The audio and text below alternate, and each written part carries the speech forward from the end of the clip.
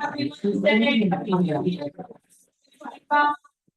You know what? Yes. Really sounds like it should be. No. Oh, man, here we go. Totally recommend. Testing.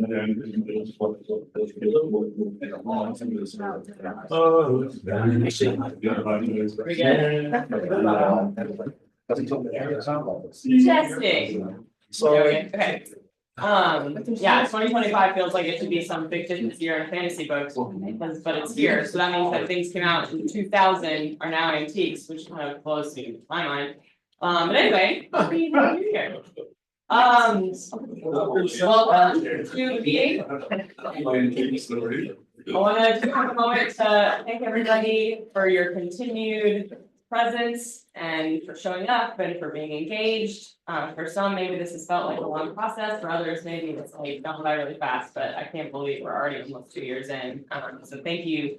And obviously today is going to continue to be an important meeting. We have a lot to talk about related to policy recommendations and starting to get into implementation. So appreciate you guys remaining focused and keeping your comments really thoughtful, concise, but also getting your point across. So think about that. Brevity is going to be key today, but making sure everybody has the opportunity to speak, especially as we get into some of these more challenging topics. Sound good? Can I get did I need a motion to start the meeting? Sorry, okay, great. Can I get a motion to approve the agenda as sent by John? I move to approve. Awesome. I'll Second. second. Thank you. All in favor? Aye. Nays? None? Awesome. Can I get the approval or a motion to approve the December 18th minutes and summary? That's perfect. So moved. Thank you, Rob. Thanks, Robert. Second. Second. Thank you, Michael. Motion. Everybody agree? Yay. Hey. Any nays? Awesome. Okay, housekeeping. I know John has one. I do. I'll make an announcement. Is Melissa on? Okay. Many of you may know about this already, but there's going to be more information coming out of the climate office and they're planning a drought tabletop exercise, which they last did, I think, in 2019, for Wednesday, March 5th. Can't remember if there are DRC members in this Saluda RBC. I think there will be one or two. Are any of you all DRC member? No. Jeff Boss is not up here at DRC. Yeah. Okay. Well, DRC members are encouraged and invited. They'll actually all be there. Hope noted that she would like to have representation from each one of the RBCs, especially if there's not a DRC member on an RBC. So if anybody's interested in representing the Saluda RBC at this drought tabletop exercise, let Hope know or Melissa Griffin know. We'll see more information coming out about it, but it would be nice to have at least one Saluda RBC member represented there. It's going to be an all-day thing. I think it starts at 9 or 9:30, so it goes till 4. So, Scott, you've been to these before, right? Yeah, I can be there. Sure. Can you? Yeah, I came on March 5th. you can on March 5th. Yes. Yeah, okay. Okay. Yeah, I'll try that. Wait a minute. Yeah, okay. Pardon? I put it on my calendar too, I'll try that. Yeah. Okay. I think That's not the Sticks facility, is it? It's what? That's not a DNR Sticks facility, is it? No, then I- Center. Yeah, EOC. DOC. Across from Sticks. Across from Sticks. Yeah. Okay. Okay, if I get information, I'll forward it to both you two. You'll have to RSVP, Okay. but I think they'll probably be room for you all. All right, that's There's quick things. One, Tom, can you just review who's online this morning? Sure, I mean, just gotta mention stuff. Let me write that down real quick. Yep. All right, we got Guy, Julie, Brett, Kaylee, Rick, and Devin. We will be talking about updates related to water SC at the end of the meeting, just so it doesn't take a ton of time at the beginning of the meeting, but we will cover it. Just so everybody is aware really quickly, they did establish who the legislative committee will be. We'll make sure to get that list out to everybody who hasn't already seen that news, and we'll talk about the listening session from last week at the end of the meeting. So without further ado, we're gonna dive in. All right. Hope you had your Wheaties this morning. Let's go. Public agency comment. Any members of the public online or in person or agency members like to make a comment? Hearing nothing, let's move on. Okay, we want to finish our discussion hopefully in 45 minutes or less on a couple remaining recommendations. The first one I want to talk about, hopefully spend no more than 15 minutes on, was one that we've talked about before, and it has to do primarily with laws, regulations, policies, ordinances at the state or local level to improve stormwater management, encourage infiltration, minimize stream erosion, reduce sedimentation, and generally protect water resources. I sent out a survey that about 10 of you responded to, identifying which one of the BMPs listed here that you would support as explicitly listed in this recommendation. And looking at the list of folks that responded, I'm not sure it was a representative response for the entire RBC. I think the folks that responded were the ones that are most likely to vote for these BMPs. There was a comment, I think Michael, you made a comment that this is more related to water quality and not quantity. Why are we even talking about this? Correct. Right. I'm not sure how the rest of the RBC feels, but I feel like there are quantity related issues here, like encouraging infiltration and sedimentation, which impacts water supply storage and availability. So I personally just kind of thought that there's enough quantity related elements to these that it deserves merit, and other RBCs have made similar recommendations around this. So I don't know if that addresses the question, but I think yes, yeah, okay. Okay. Again, the ones that voted for it, you can see 3 out of 10, 4 out of 10, 9 out of 10. There was kind of strong support for it. So we've got a number of different ways we can move forward. I'll come back to the slide, but here's some options for moving forward on this recommendation. We can try to keep the recommendation general, so include kind of the top part of the recommendation, which recognizes that, you know, we encourage local governments and, if appropriate, the state to enforce existing laws and strengthen them where it makes sense, but not list the BMPs. So that's one option. The other one is to list the BMPs in the recommendation as examples that can be considered or applied in appropriate settings, but not necessarily universally. So kind of soften a little bit and say, here's some options. Another option would be to just include a subset of the BMPs that have strong majority support, or we could just omit the proposed recommendation entirely.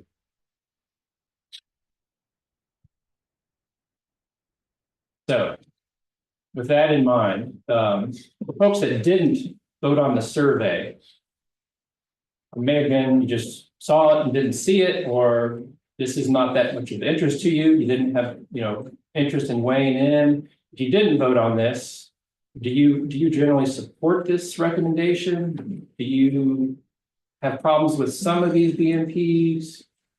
What do you think? I don't have a problem with the general statement up front, you just leave the last, you know, the recommended practices off. Okay. What about others that didn't? I agree with that. You agree with that? Likewise. Patrick, okay. Kevin, I don't think you voted, did you? No, I'm probably more in favor of number 2 of your options, but Yeah, that one didn't get a lot of support. So no, I mean, as opposed to completely removing them, I was more aligned with that option of yeah.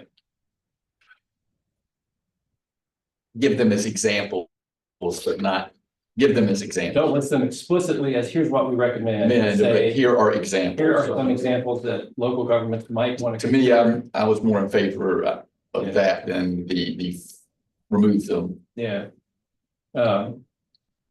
Patrick and Thompson, would you guys be opposed to that approach where we include language that say RBC is not recommending these BMPs, but here are some BMPs that could be considered, and we would. I think we would need to pick. I'd be okay with it. I was saying that, now we got, I'm opposed to that, because now we gotta go into a discussion about which one we would include as examples. And you start making the list, then you leave a lot of things out, so to me, it's just a much better statement just to recommend, hey, local governments and state agencies, look at these, look at this situation, come up with the best practices based on either that area, your needs, best science, whatever.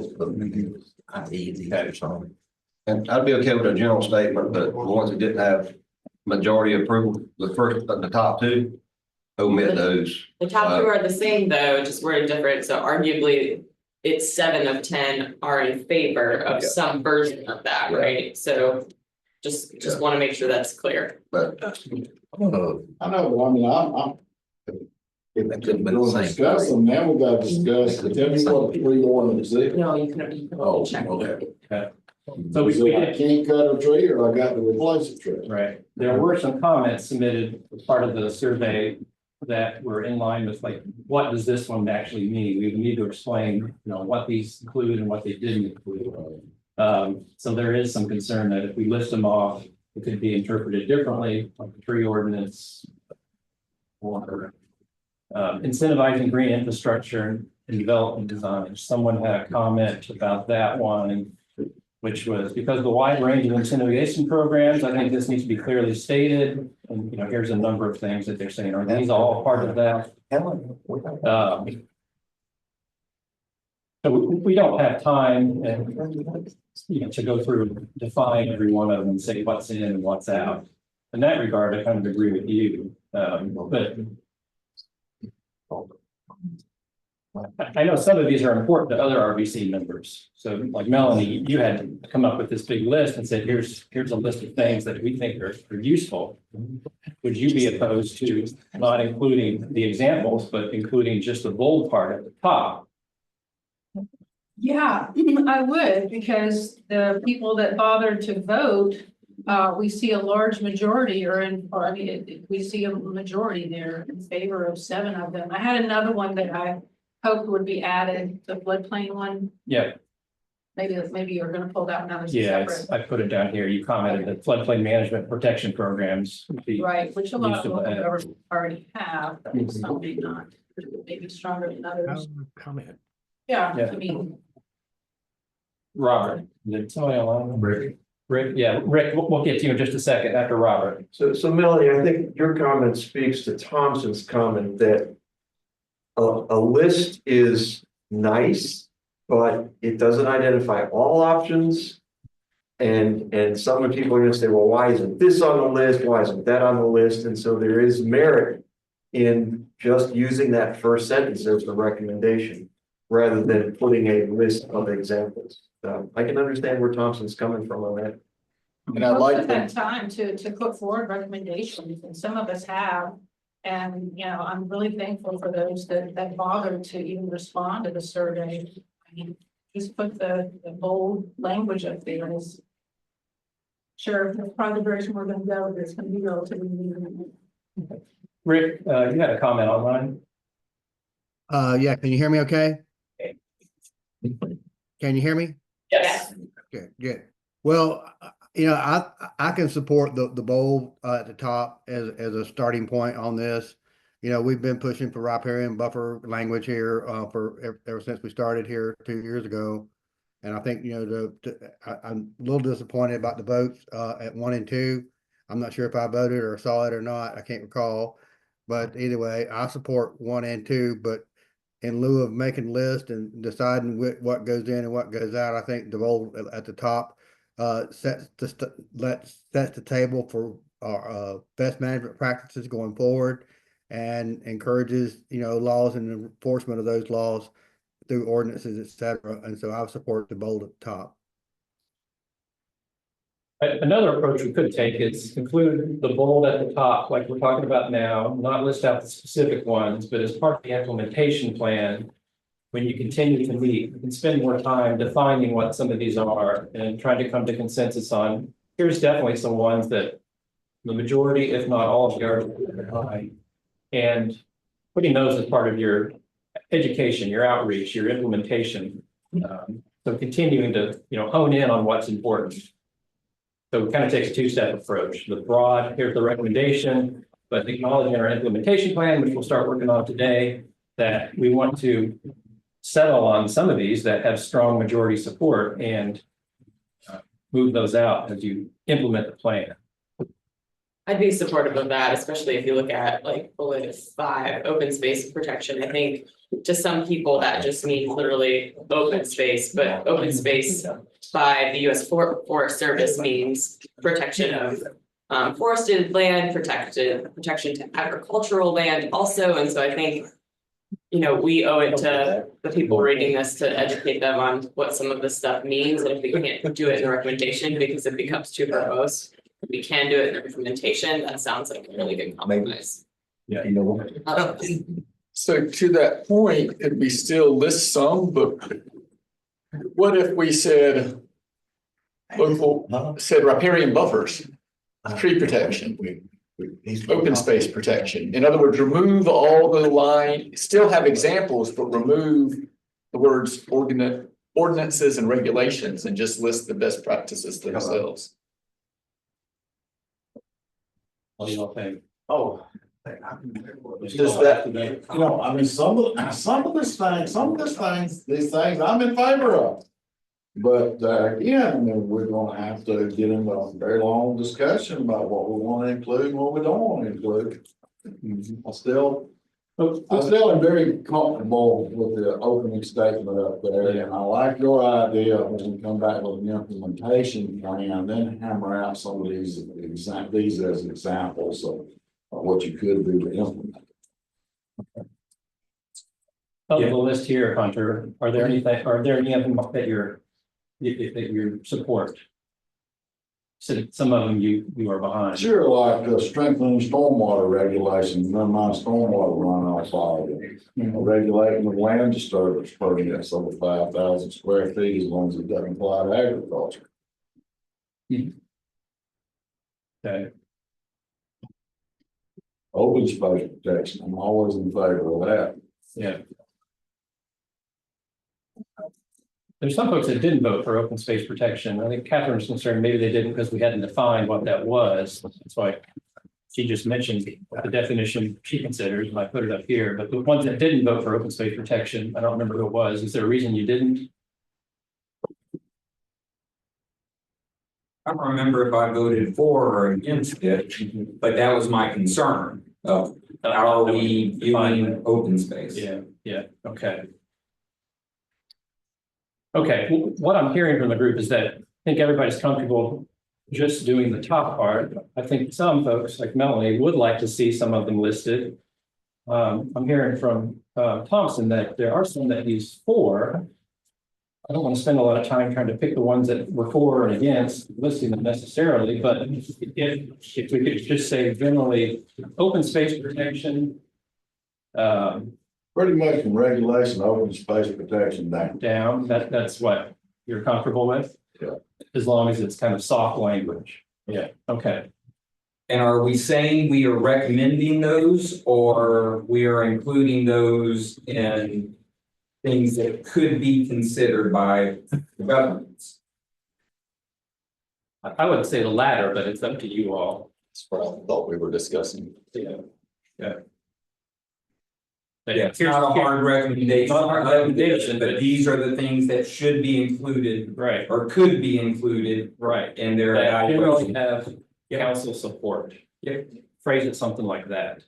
And I say generally because again, I don't want to go through and do a vote on each one of these and document who voted yes and no, and I don't think that's useful to this particular rec. All right. So back up here. Would everybody be comfortable if we included the bold part of the recommendation and then we said, here are some examples, and we might take out the word regulation here and just mention them and leave it at that. That still leaves the door open for implementation phase where you can talk about riparian buffers. Yeah, So why are we excluding riparian buffers when it got the highest vote? yeah. So we can do It'd be okay on riparian buffers if we just listed it as a master The practice. one that says local riparian buffer. Yeah, I don't even say. I'm just saying, we just say about. Take out ordinances, take out, law, and just say riparian buffers, because we all know they work. You can say riparian buffer Yeah. protection. Yeah. Cause that's something we want to implement in Lawrence County, conservation. Y'all know me, I'm in favor of riparian buffers and a development situation, not just raw agricultural land. So I think now we're at the ones with that modification of. No, I was gonna say 7 and above, but we didn't get tree ordinances. I mean, we can do tree protection, just keep it very general. No, Then open space covers. I think open space covers that, and, I still have the problem. I don't like it when you tell me if I cut down a tree, I gotta replace it with 3. Whatever it's gonna be. I think there's some established precedents that you feel may not be locally, and maybe we all feel you want it locally might not be appropriate. So that bullet that you're working with there, I didn't quite understand it. In that, is that bullet saying land disturbance permits if there is over 5,000 square feet of disturbance? Is that the intention of that? Yeah. That's the intent. That's a tenth of an acre. Yes. That's That's Greenville probably a County's little bit low. requirement. Yeah, that seems a little low to me too. I had some heartburn with that one. Well, just take out 5,000. Well, there are land disturbance permits required.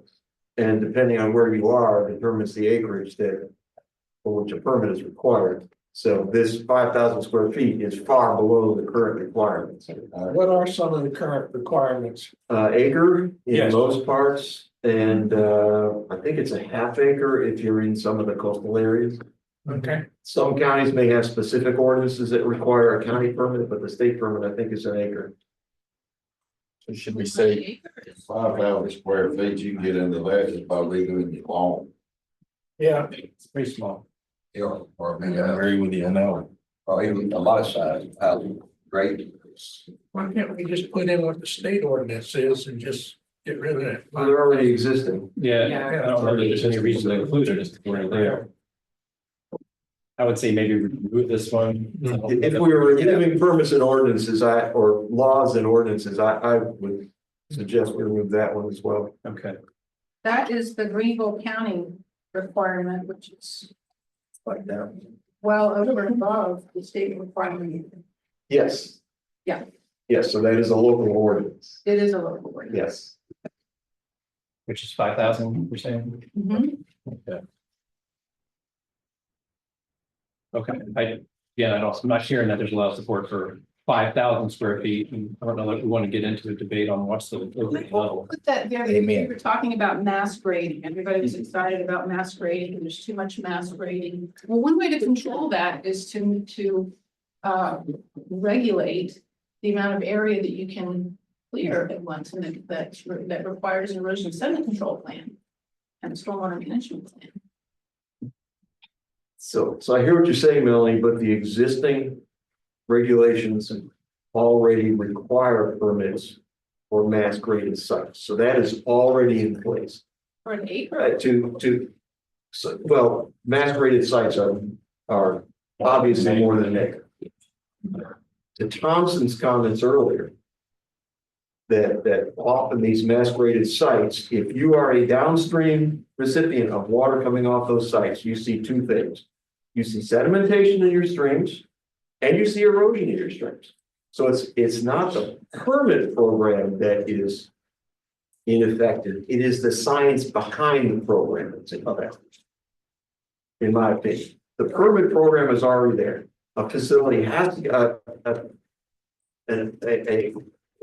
has to get a permit. They have to prepare a sediment and erosion control plan. That sediment and erosion control plan has to be reviewed either by the local permitting agency or the state, depending on where you are. And it has to meet certain design requirements. Well, engineers do meet those design requirements, but those design requirements may not be appropriate in all circumstances for maintaining the drought, minimizing stormwater runoff volume and sedimentation. So that's why I don't think. So for the mass grading, there already is a permit program in place. That's my. Now, you're exactly right, Robert.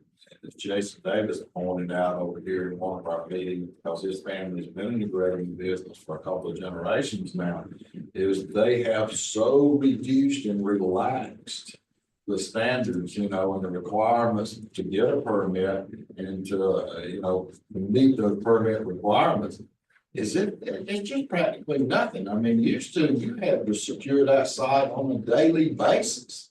If you disturbing so much land.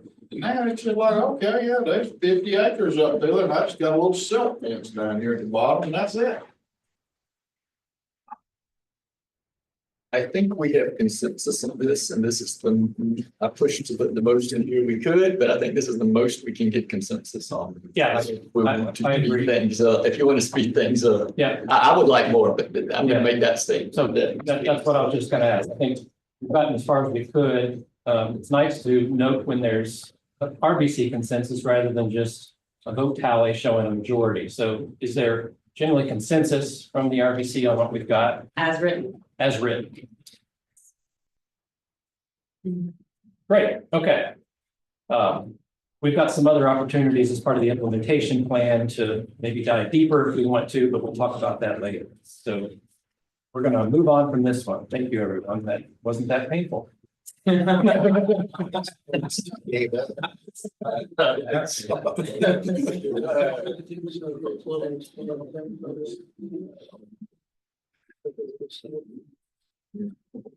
Okay, let's go into, let me do a quick review of some policy, law, regulation, recs that we approved by majority at the last meeting.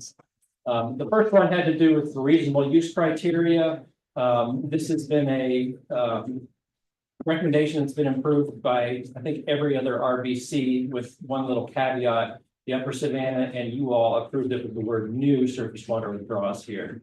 So we've got this one in here to address the reasonable use criteria issue that's popped up. The second one was that we approved by a majority, not by consensus, a more general statement that was originally developed by the broad RBC and has been approved by other RBCs about recognizing that current laws need to be improved to be more enforceable and effective. We're not giving specific examples here, but we do mention that the grandfathering issue is potentially it's my phone. The grandfathering issue is potentially something that needs to be addressed to make the surface water law more effective. So we at least have that in here as a majority recommendation. Okay, from that then I want to make sure we spend enough time talking about Melanie's recommendation, which we circulated at least once prior. I sent it out before this meeting. Melanie's tweaked it a little bit. We've talked about it to some extent, but I want to make sure we give enough time to it. Melanie was proposing this as a package, all three of these recommendations. The first recommendation, requiring permits, so getting rid of registrations and requiring all water use sector to apply for permits. We talked about a little bit. In fact, we voted on a recommendation to not distinguish between registration and permits. So that sort of addresses Melanie's first point, and we came up high, basically. Some were for it, some were against it, and some abstained. We weren't able to make a whole lot of progress there. Melanie, there's other components of your first bullet too that you're pushing for that are part of your rationale. Do you want to speak to those? Yeah, I mean, basically, most of the water withdrawals in our state, what is it, 97% or something like that, are not subject to any minimum discharge flows whatsoever.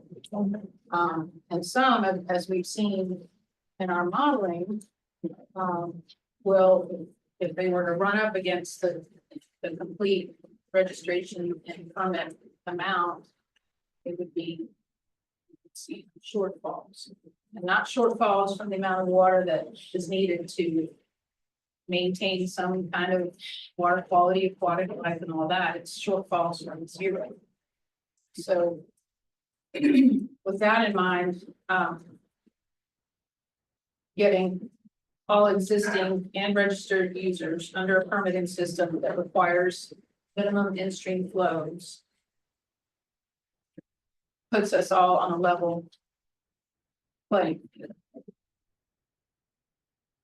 That's the first point. Yep. Okay, well, and then tied to that is your second point that minimum stream flow standards need to change. Your point is that the existing standards, although they were DNR policy when they're developed, were applied universally across the state. They were not applied differentially in the coastal plain and Piedmont, even though DNR's policy recommended a different approach. But I think you're suggesting to throw that out and use more best available science, come up with different minimum stream flows. Yeah, now we should stay current with the current state of what is known, and when those standards went into place, that was based on, I think, some work done in the 80s. And the paper that I found that was kind of the recommendation to the water folks at the time didn't recommend using the mean annual flow. It recommended a monthly time step, and all of that got kind of discombobulated into the mean annual daily flow, and we took the differential between the Piedmont and coastal and instead simplified it to one set of standards. Some states have multiple ways to determine minimum stream flows. Some require modeling. So, I mean, it's not some magic formula that we're going to arrive at. And I guess I hesitate to say specifically which one I recommend, because I think that I would like to hear from people that are a lot more informed on this than I am to recommend what would make the most sense policy wise. Maybe to take a look at what other states have done and what's working and what's not working. So just I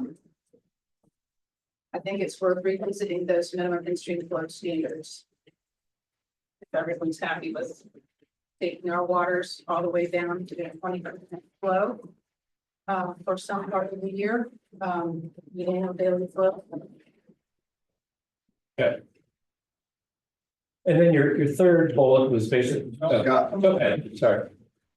Those minimum in-stream flow standards, of course, were developed by, I guess it's what, River Fish and Wildlife Commission existed in the eighties. Yeah, we'll speak up just a little louder. Yeah, those minimum in-stream flow requirements were developed in the eighties. Back in 2009, 2010, DNR did a review of those policy recommendations, or those in-stream flow recommendations, and pretty much reaffirmed them and kind of wrote it up in a more formal way. And my understanding is those are still are kind of our recommended in-stream flows. So I've asked DNR in the past to look at those again and see if this is still what they want to be the policy, and they just haven't made that a priority. So what I'm getting at is it might be good to maybe a recommendation for DNR to reevaluate those might be part of it. It's one way to go. I'm just throwing that out there. Instead of having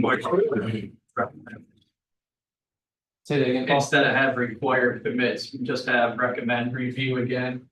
You know, it's just us wanting them to go back and, like he's saying, just relook at it again rather than us saying. Revising. Yeah. Yeah, so kind of taking a step in that direction, but saying, is there a better way to do it? Do a study to figure out. That, and probably needs to happen every so often too, Yeah. Yeah, I think.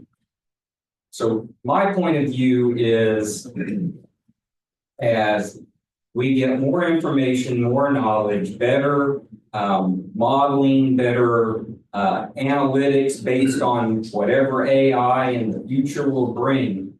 This is an ongoing effort. We will get new information on how water is being used in a basin or a particular shed. And that should drive what those requirements really need to be, based on, how that water is viewed and how it's going to be utilized in that basin. So I don't know if us just saying water resources need to be based on sound science. To me, that's all encompassing. It gets to this. I don't know if we don't need to take that concept and bring it into here, saying that state water planning, state water laws need to be fluid enough to take the best information we have to make the informed decision makers informed, so we make the best decisions moving forward. That it doesn't need to be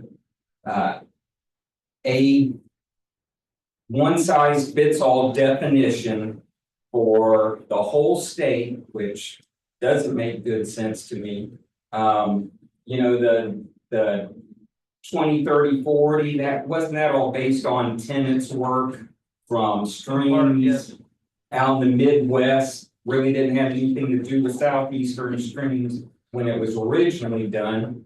Again, we've come a long way in 40 years. And I think our recommendations should recognize that, recognize there are better ways to look at it, and recognize in 5 years, 10 years, 20 years, it's going to be better. Our tools will be better and we can make better informed decisions. So that's my preaching. So sounds like you kind of agree with Paul. Maybe one of the first steps would be for DNR to relook at it and say, is there a better way to determine what the stream flow should be? Yeah, and because that is tied into the law has to be structured such that that is an ongoing effort, in the permitting process. It means whether it's DNR do it on a 5-year basis or on a per permit basis or whatever the case may be. I don't think it's a one and done. Thank you. And I just wanted to add one thing on the DNR policy, just for clarification. I do believe that the policy does defer to existing site-specific studies. So that 20, 30, 40 is really only if there's an absence of such studies. That's kind of the fallback. Yeah. So they do, I think, prefer to use any site-specific in-stream flow studies. if they've been done. If they've been done. Okay, I was just gonna say, I don't know, Philip, in North Carolina, I think they require a site-specific in-stream flow study to establish that. Do you know, Philip? What percentage of our basin has those studies covered? Do you know? I don't know. A lot of those studies are probably associated with FERC type projects, to be honest with you. There might be some others. You may know that. I don't know. Don't other states use some kind of modeling, some of them to. Stream flow. Yeah, Sorry, Mel, there's I couldn't different hear that tools, question. you can Some use it, states use modeling. but I'm not. Yes, there are, but I don't know too much about. Yeah, other states anyway. So to Casey's point, and I apologize to the group, sometimes it takes a long time for the synapses to connect things. But if you work on the wastewater side of the business, there are requirements for dischargers to meet stream standards. And for conventional pollutants like BOD, those stream standards are based on what is called an assimilative capacity. Well, if you think of a water withdrawal in a similar sort of thing, where instead of receiving a waste and the water assimilate that waste, it's withdrawing water and the stream support its designated use, because what says designated use, and the stream support its designated use, then you can have that water withdrawal. that water withdrawal is safe for the stream. And so I think to Casey's point, review the science behind how the state determined minimum in-stream flow, but there may also be merit in confirming that the agency that permits withdrawals, which is DES, is using that science in their permitting program. So it's one thing for DNR to say this is what minimum in-stream flow is. But if DES defaults to the 20, 30, 40 without any input from DNR, then all your work, all your science is in the ozone, but not being applied to withdrawals. So I think there's a lot of merit in bullet 2, review the science behind how the state determined minimum in-stream flow, recognizing that there is not one size that fits all. MIF for a stream up in a trout stream in the Blue Ridge may be very different than MIF for a Blackwater stream down in the coastal plain.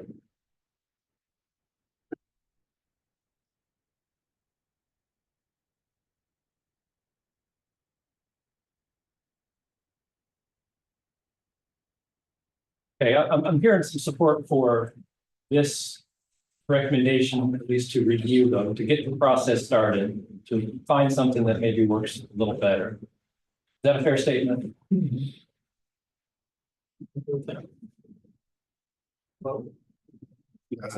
Yeah, I struggle when we don't assign who unless we're gonna do it in the implementation part. Well, yeah, we can add. We, as the RBC, don't have the budget or ability to do that. Yeah. So it's like, So the implementation would just be to encourage. I'm gonna just check all my pockets, see what I got. All we can really do is encourage DNR and DES, and maybe do some lobbying to say, hey, Sure. we think the first step is to review the standards. We add into the recommendation, I guess it'd be DNR reviewing it, but it'd probably be a request to DES maybe, or I don't know.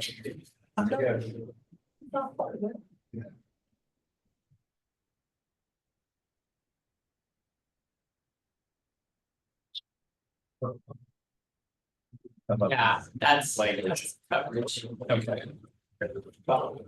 Okay, just to make sure everybody online and everybody in the room, are you comfortable with a recommendation focused on just asking for us an update to review, make sure you're trying to use the best available science? I mean, this one here is such a broad recommendation. The one we just add is kind of a sub bullet under here, like here's one way to start to make it more effective. Relook at the MIF regulations. So we could couch them that way in chapter 9. Okay. All right. Where else can we find some consensus on Melanie's suggestions? We've already talked a little bit about permits and registrations.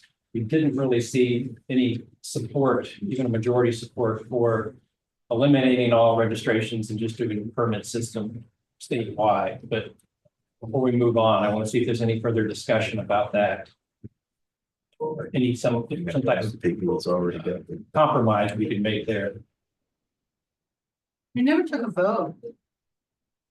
We didn't take a vote on this. We took a vote on permit versus registrations, which is very similar.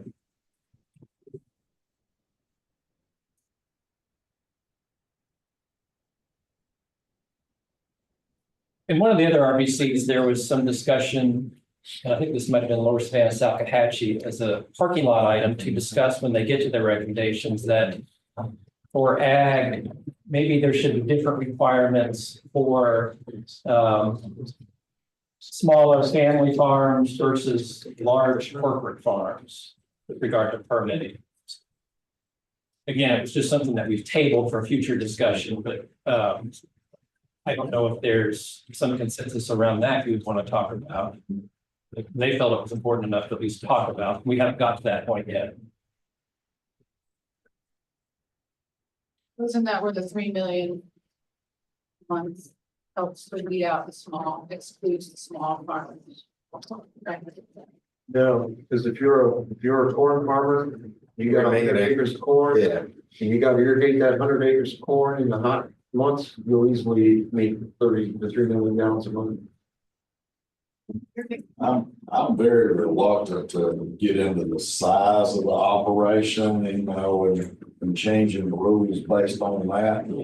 Because I know a lot of people like to look at these big farms and they'll call them mega farms and things like that that have no definition whatsoever anywhere. It just has a negative connotation. But here in this state, we've got some things that are very, very purely family farming operations that are huge. As far as acreage, multi-state operation, the Walker Potato Farm that started all of the controversy down on the Edison. Yes, they were by state. They were a purely family-owned operation that operates in 5 states. So, you know, if you get to differentiate, then you have a very difficult time with definitions. You know, who are you attacking? Because you are, in most cases, attacking family farming operation regardless of size. So I have to agree with Thompson's comment there in that, you know, everybody picks on a potato farm, Walter, but there are so many farmers who will lease hundreds, if not 1,000 or more acres of land just to get the economy of scale so that they can be a profitable producer. And so is that an industrial farm, a farmer who's leasing 1,500 acres of land on 4 or 5 different plots? Is that an industrial farm? I don't know. So I have a real challenge with that, and I can see putting in a parking lot, but I can see when you get to that parking lot, there's still going to be that discussion. Yeah. How do you distinguish? Yeah. I do think that there is merit in discussing this more in that I don't fully understand my ag friends' reluctance to a permit program in that I see a permit program as people see a permit as a restriction, but I see a permit program as a protection in some ways in that if you are a withdrawer on a stream and someone buys 600 acres of land upstream from you and starts growing corn on it and starts sucking water out of it, and all of a sudden you don't have enough water. Well, that's because they're in the same business you are, and all they have to do is register their use. And if the state says, yep, that's reasonable, bingo, they're done. So I think there needs to be more discussion. I know there's a lot of conflict, I shouldn't say conflict, there's a lot of consensus among the ag guys that we don't want a permit program, but I think there's merit in just listening to the reasoning as to behind why, and perhaps finding some common ground as to where. But I agree. I don't think there's enough support in this group for that first bullet. I think it'd be tough to get support for that first bullet. I'd still like to see a vote for that first bullet. Say it again. I'd still like to see us vote. Okay. Yes, we can vote. I'm just curious that in all of this discussion we've had, nobody has questioned the threshold. You know, it's 3 million gallons. Is that appropriate threshold? Or is that too low, too high, ridiculous? But nobody's questioned that. It was just kind of a random number that was chosen out of the air, you know, back when this was implemented. You know, so but nobody ever discussed it, but that's a question. I've heard the threshold of 100,000 gallons per day, which is about the same as that. Yes. Right, that's what it says. And that's what Okay. North Carolina uses. Yeah, there are other states that use a similar threshold, and that may be the genesis of this in South Carolina. But then there are other states that use a much lower threshold. Virginia uses a much lower threshold. Florida requires permits, period. They don't care how big the threshold is. They're sensitive about water use. They require permits, period. So is it a magic number? No, it's not a magic number. Is it the best number? Who knows whether it's the best number? I don't. Well, Melanie would like to see a vote on the first bullet. Melanie, I will say, I think the one thing I've heard in the other RBCs about their concern for requiring permits for ag is the requirement to curtail withdraws from surface water once they get to the minimum stream flow. which is during drought, which is when they need that water. If they all had the ability to switch to a different source, it might not be as much of a problem, with many of them go. So, I think the ag community, tell me if I'm wrong, feels that that's too restrictive for how and when they need the water. And that's probably the biggest reason they don't want to go to a permit system. That's just what I've heard in the other RBCs. I understand that. The bigger problem is with that third bullet, safe yield, which authorizes, I mean, safe yield is a pie in the sky number based on the 80% annual daily flow that is currently written into our regulations, which conflicts with what is in the law.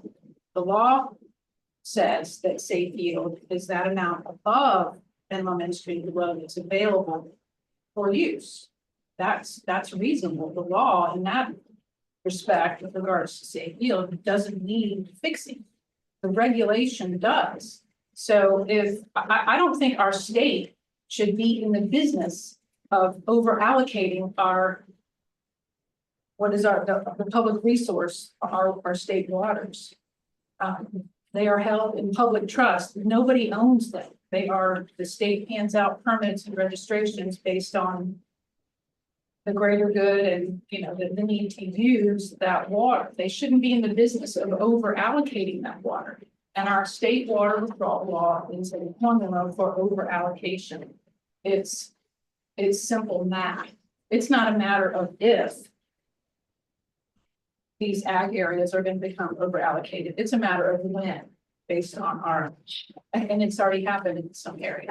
Well, while it may be a matter of math, but then when you actually get to specific situations, just like, we're representing Saluda River Basin here, and we've examined some of the registered users and stuff. Most of the registered users in the Saluda River Basin are on tributaries, and a lot of times very small tributaries.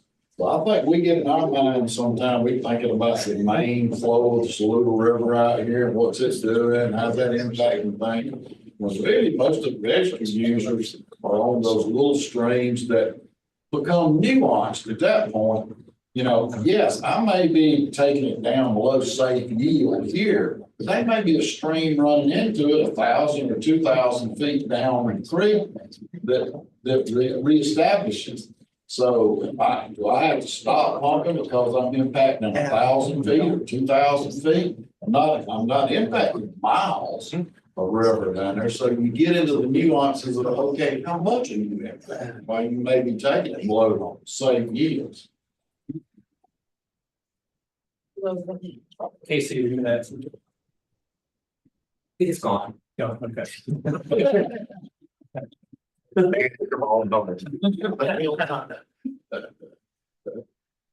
Well, I mean, it's not just I want to pick on the farmers. The farmers, we've got to have food, and that's definitely nobody wants to curtail the farmers. And maybe there's something a drought management plan would define when and how what happens during those very dry times, so that you don't lose your crops. There's also crop insurance during very severe droughts.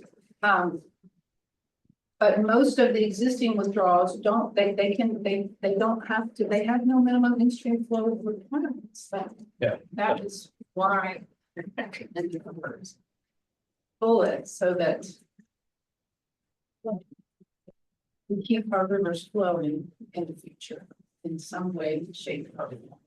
It's the way we're going now. So I'll correct me if I'm wrong, hearing this and constantly hearing what you're saying. They're all very good points. I think they all point to the fact that what we currently have in place is not optimal for the state. I think that is the underlying issue, and that I think we want to see something to be as good as we can get it. So there's enough water for all uses up until drought. Drought changes the world. But that we are making the best decisions with how our water is going to be used in the state based on the best information we have. I don't know if we need to be overly prescriptive in our recommendation that there are issues with the Surface Water Withdrawal Act that need to be addressed. You know, and maybe our implementation is we continue to delve into what we think that may look like, but that the big picture is what we have doesn't scratch all our backs. It doesn't meet all our demands, and it needs to be relooked at. I guess my synopsis of that is that maybe most simply on the second point, revisit what is really the minimum in-stream flow needs, and maybe that varies locally and the generic doesn't fit everywhere. Yeah.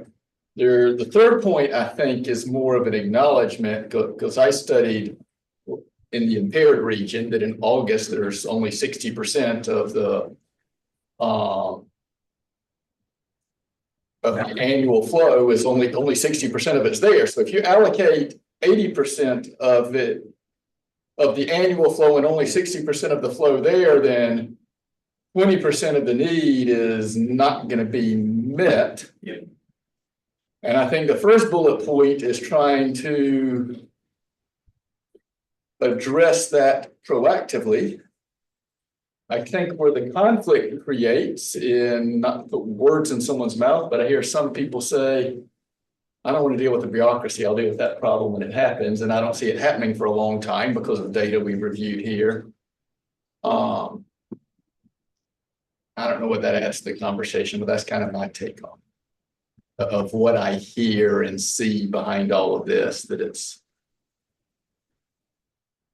that we're addressing real gaps in the law. I think I'm hearing we have different ideas on how proactive versus reactive different people want to be. I think no one wants to be short of water. One thing I absolutely believe that we discussed up here is that what happens in Oconee County is different than what happens down in the state. You know, trying to create laws statewide, you know, they really can't take into consideration all of these differences or allow for the differences of what's needed in actual real life situations. I mean, that's the difficulty passing a law statewide that has implications for different land forms, different areas of the state, different requirements. You know, we've talked about before, you know, if I'm in the lower part of the state and I have the option and the ability to pump groundwater, then I'm in a totally different situation about what I should be permitted to pump from surface water. But if I'm in the upstate, surface water is my only option. So, you know, it should be looked at differently. So to that point then, and then the Bob's example of just the reason why you've, I guess, mentioned you could look at permits being more protective rather than more restrictive. Like, do you feel like the law, we could also just talk about the application itself for registration protects you as well as all future farmers in the Saluda, which is the hat you are wearing today? Or do you see any changes that need to be made, whether it's directly at the law or at the registration process or reporting or data gathering itself, or do we have a gap that can then we can articulate a recommendation to fill that gap? As the law states, agriculture supports the registration process because we think it best protects agriculture. I've heard me say it here before, and even from you as an organization, we feel that maybe the regulations that will come together did not capture the full intent of what the law was.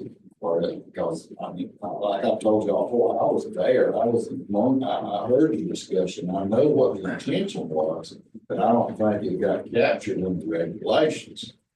It's opening up the law again, you know, the solution and getting more specific. We're afraid of it.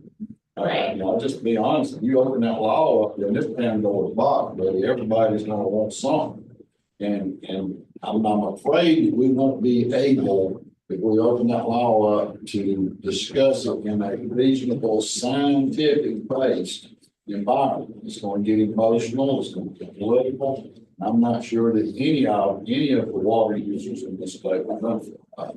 So what recommendation, I guess, could you articulate from the registration process then could capture what you think the intent of the law should have? Well, one of the things that we discussed in here before, what happened down at the head stuff. Right, Down there, where, the intention was in the discussion was that if the water was available, then I, as a registered or a potential registered user, could have automatic access to that water based on my pumping capacity.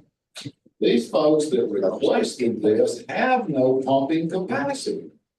Nowhere near for what they requested, so inadvertently, they went in and just used up all the water. There is no more water available for agricultural registration on the Edison. They took advantage of a loophole in the law.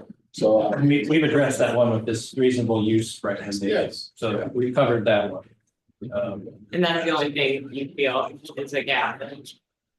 well, there's more about all the little details you could correct. I think if you're gonna open the law back up, our position is let's not open it back up. It's too dangerous, but now we would consider changes in regulations.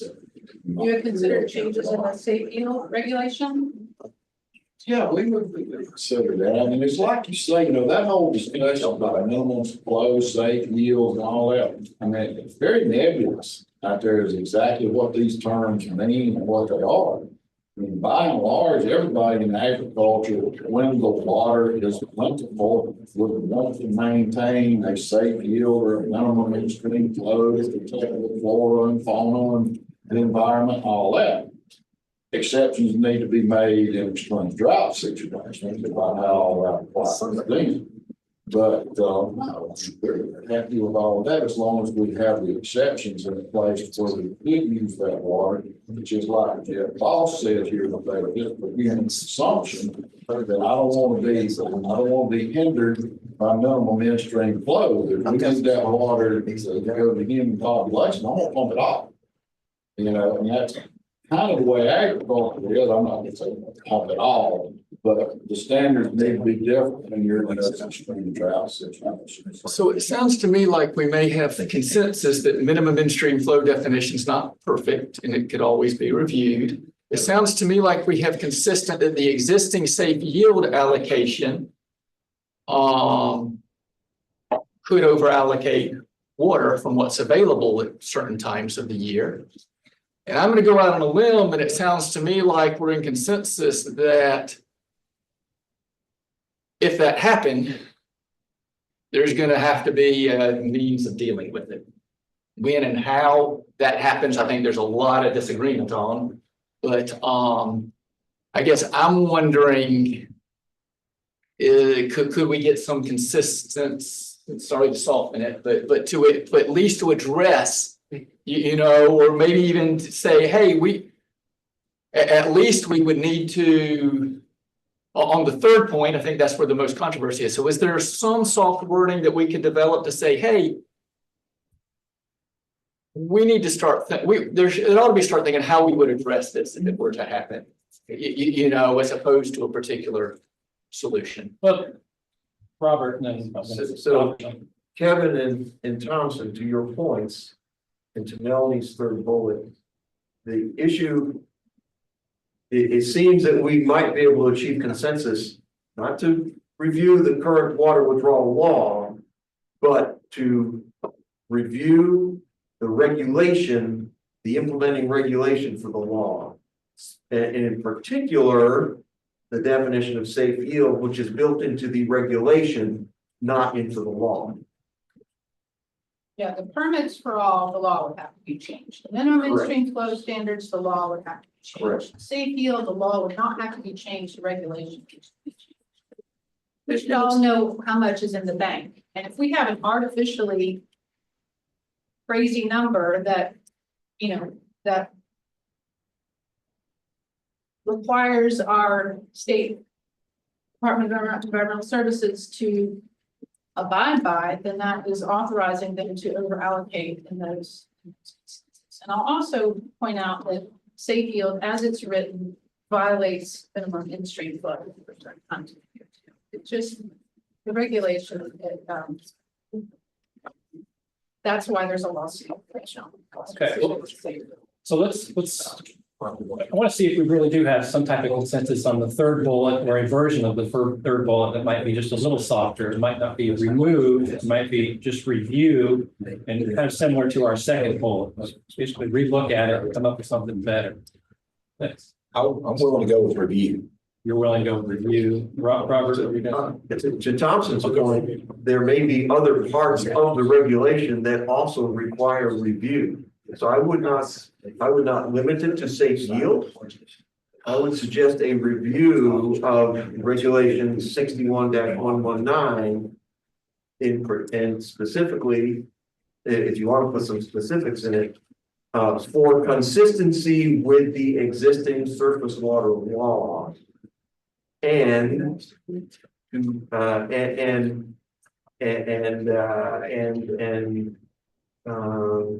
regulate to use a science-based approach for implementing the regulation, something like that, some reason words like that. I fear that's maybe opening too much of the regulation. To listen to him. We don't want the law to address and all those possibilities of regulation. Part of it, we're willing to look at that, especially if it's science-based and go back and captures the original intent of the law. I like safe yield being mentioned because to me it's new. Being an engineer is numerically obvious. It says 80% of that water can be allocated year round, and I know 80% of that mean annual daily flow was not there year round. So to me, I like the mention of it because it's a clear mathematical thing that you can point to and say, this doesn't add up. To Kevin's point, DNR made that assertion as soon as the law was passed. Safe Yield Working Group came to the same conclusion. Paper that I wrote on the Saluda, all of the gauges back in 2016, we all come to the very same conclusion. So that much is obvious. So that means. I mean, maybe other stuff should be reviewed, but to me, when you say something that's mathematically wrong in the law, that to me is a red flag for focus. I'm happy to say review. Do you want to say, I mean, it sounds like there's recognized, and there has been for a while, issues with the safe yield definition. You want to say more than just review and say review and fix or review and find an alternate? Or you just want to say review? So again, my suggestion is, and maybe this is a step too far, is you can keep safe yield in there, but my suggestion is a review of the implementing regulation to make sure it is consistent with the law and to address the safe yield and to address specifically to address the definition of safe yield. Problem. And if I was to nitpick one more time for the second bullet, I might say review instead of revise, and instead of review the existing definition of safe yield, that's where I might be more put the revise. I'm okay with review because that's what we just decided, but I kind of think our intent for the second bullet was more review and revise if necessary. Here, I feel the revision is more obvious. That's fair. But I'm okay with review because I think that's where we're at.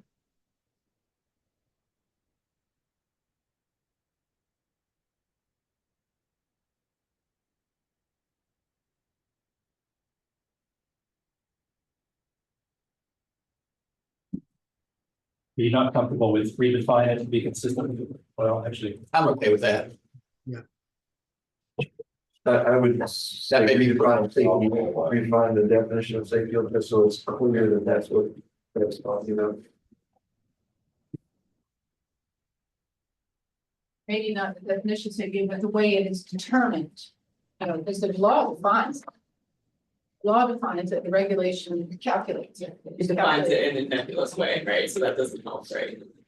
Because I'm saying the definition doesn't help, like, that's why we do need that change that you're suggesting. The law is clear, safe yield is that amount above minimum midstream flow that's protective of all that stuff. To me, the law was clear. It says Yeah. you can, this is safe yield that you can allocate. Mhm. This is the minimum in-stream flow, and to protect the minimum in-stream flow, we're going to allocate 133% of what's available, 150% of what's available. Right. I mean, to me, that's the way the law is written, and Kevin, let me go back to what you were just saying. I was typing while you were talking about change in the second bullet, but what was the? I was thinking review might be more appropriate there. Instead of Review revise. and or revise. Maybe some people think a revision to it is obviously needed. I don't know on that point. I'm sure it's not perfect everywhere, but it wasn't clear. To me, when I say revise, I think you should have an idea of precisely how you want it changed. Want to revise, you're saying it's wrong. You're saying it's wrong. I mean, we could even add a clause at the end that says something to the effect of, so that this would not result in over allocation of water resources. To the second bullet or third? To the third, I think that's the third.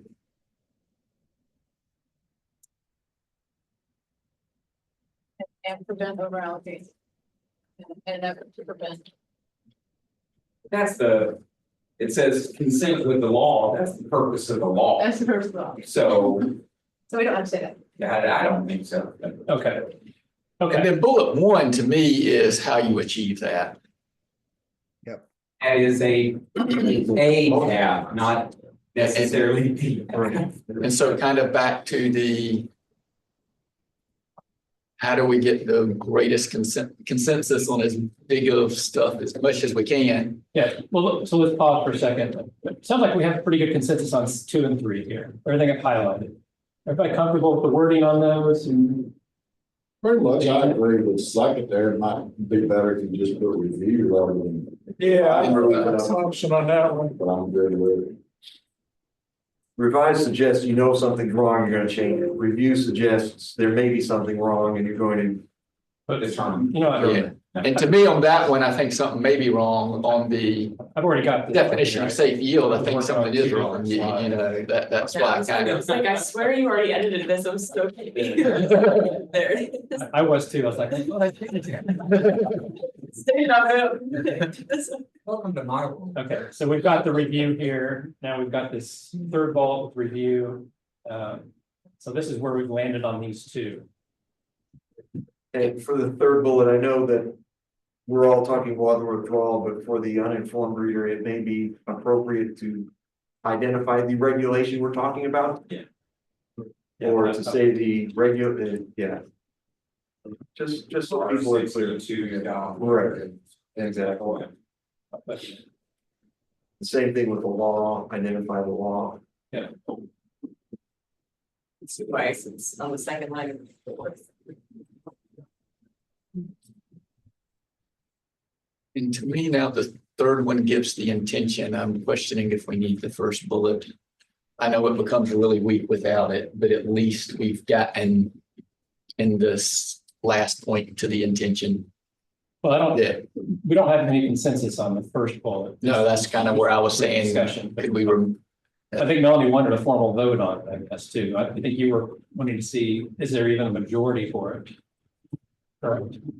I mean, I think we all should process, right? Yeah. Not assume. I can guess, but. Okay. Well, we've made great progress on 2 and 3. If we can figure out whether there's any type of consensus or majority or no majority on 1, let's just go ahead and do that. Somebody want to make a motion for the first bullet and we'll just do a formal vote? motion that we vote on the first bullet. Second, Second, okay. All in favor of adopting the first bullet on the screen as a RBC recommendation, raise your hand. Online vote. What was the, We're voting whether you want to adopt the first bullet as a recommendation to adopt. Yep. Online folks, please raise your hand or put in the chat so Tom can catch you. What, 5 online? 5 right now, but we're 6. 6. Okay, all in favor, raise your hand. We got 1, 2, 3, 4, 5. No, 6. 6 in the room, 2 online. Okay, that's 8-4. All against. Got 1, 2, 3, 4, 5, 6, 7, 8, 9 in the room and online.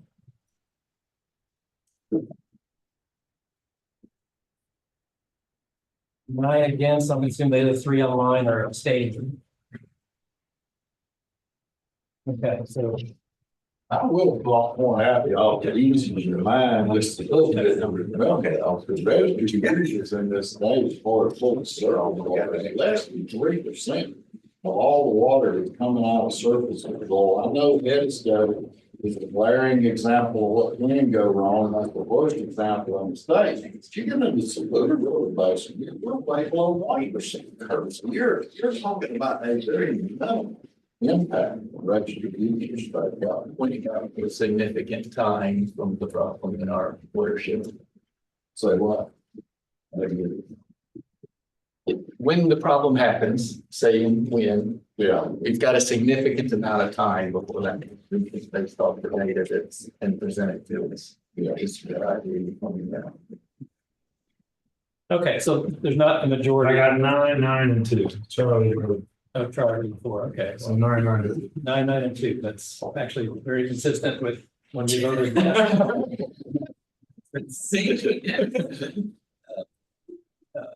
Good job, team. Great consistency. So John, are you the vice president to break the time? No, We don't have do consensus. not vote anywhere.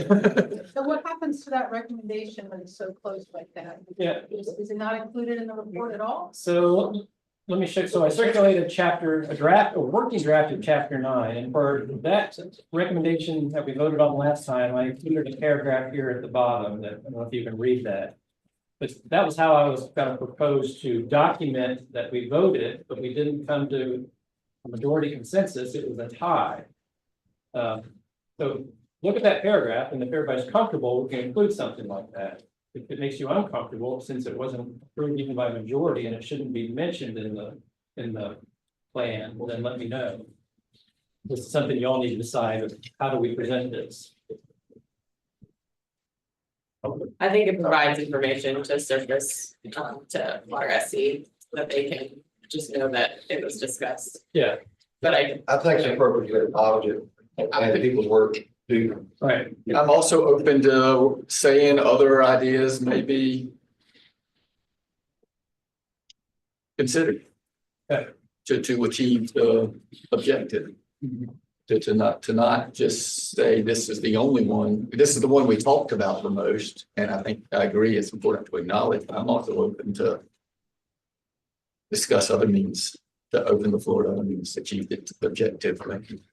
So we're setting precedents where every recommendation, or everything that gets put forward as a recommendation that we discuss, there's some kind of a gets included in the report, whether we like it or not, whether it's a majority, whether it's only 2 people, you know, that likes it. I mean, it looks to me like you're just encouraging people to put stuff in there so that it gets mentioned. we don't have any that only have 2 votes. That didn't have consensus that was supposed to apply that had consensus on the side. Why include them? Because there is, this is the only one that's been in time. We had a very similar discussion, we had to all of their policy, regulatory legislative recommendations, not just a component of them, and they decided, we think we should document however the vote goes, if there's a majority, no majority, consensus, and that's what we did, and everybody was comfortable with that.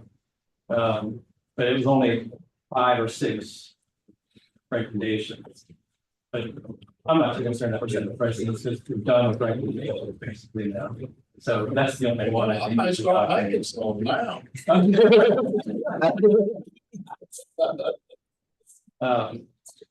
Okay, That annual stipend for all farmers. Yeah, absolutely, yeah, we all get paid. all right, so we've made really good progress on not only these recommendations, we've settled on modifications to our second 2 bullets, and we've got those approved by consensus. First bullet, we basically voted kind of on the same thing that we voted on last time. We got the same result. We're going to document that. I'd like to bring this to a close. I'd like to wrap up our discussion of these policy, legislative, regulatory recommendations, and all recommendations in general. Break for either early lunch or a break, maybe early lunch, and then start on the implementation plan. Is everybody comfortable with that? Are there any other recommendations that we haven't touched that you still want to, in the brief amount of time that we have, propose?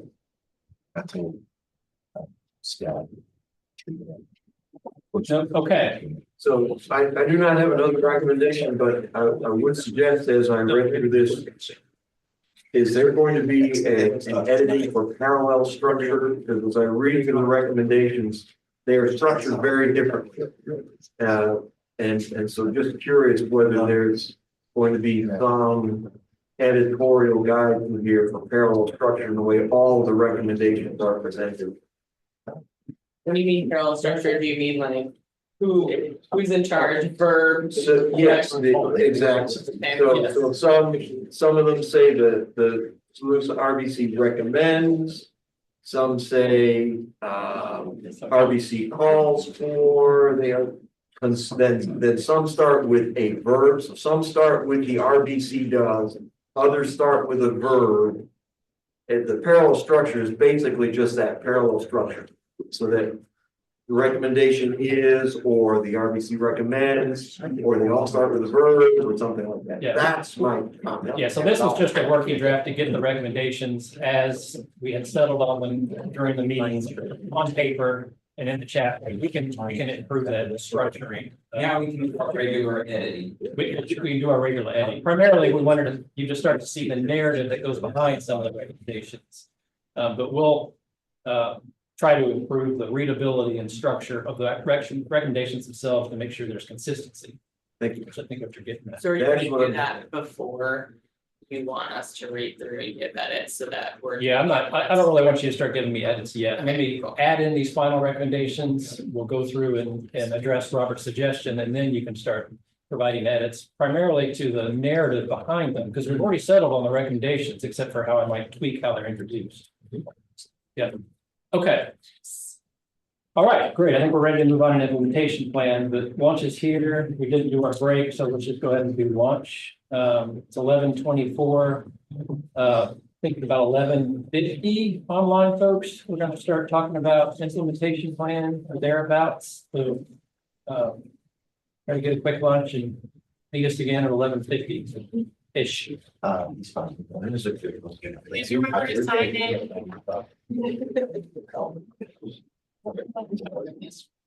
Yeah.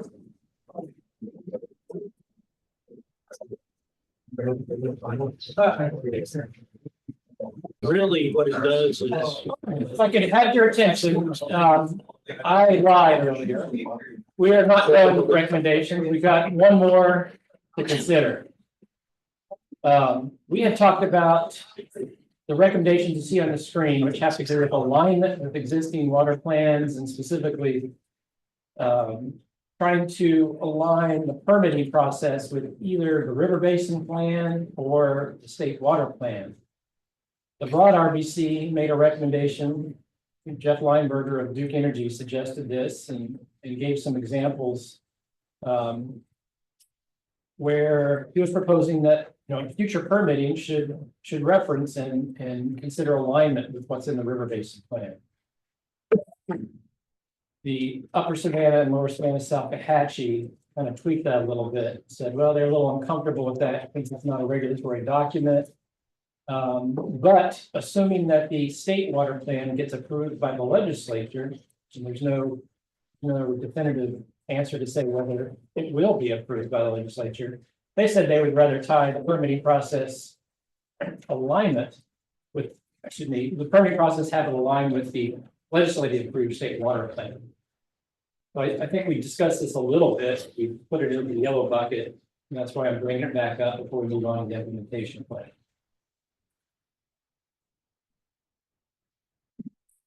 Any thoughts? Yeah, I don't even understand what that means. Alignment means. Yeah. There is some ambiguity to that. Theoretically, or- Understand it a lot better. You understand it a lot better, you said.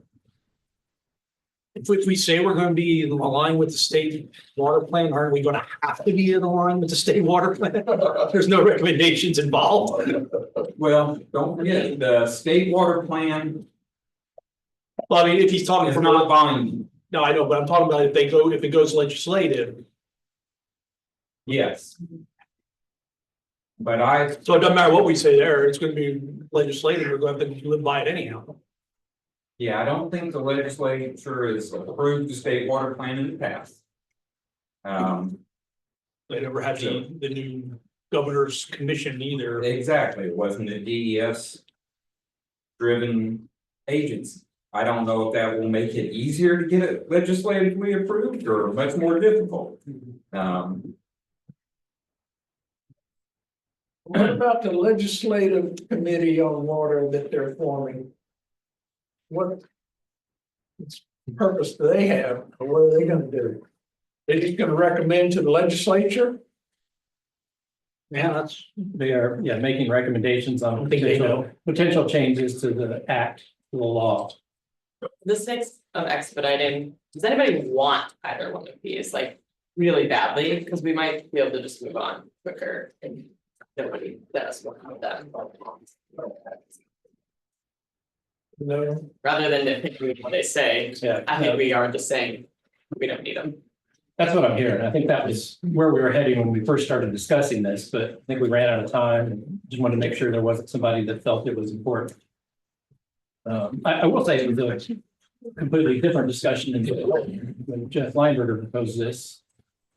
He did it pretty eloquently. There was a lot of consensus behind it and said, yes.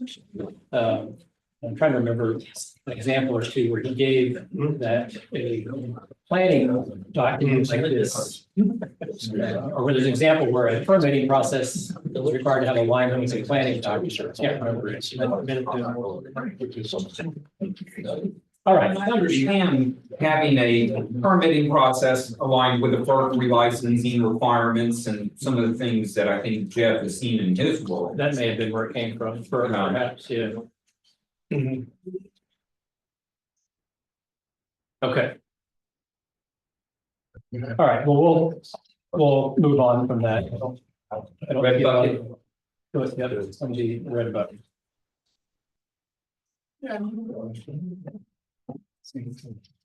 Okay, let's discuss implementation plan.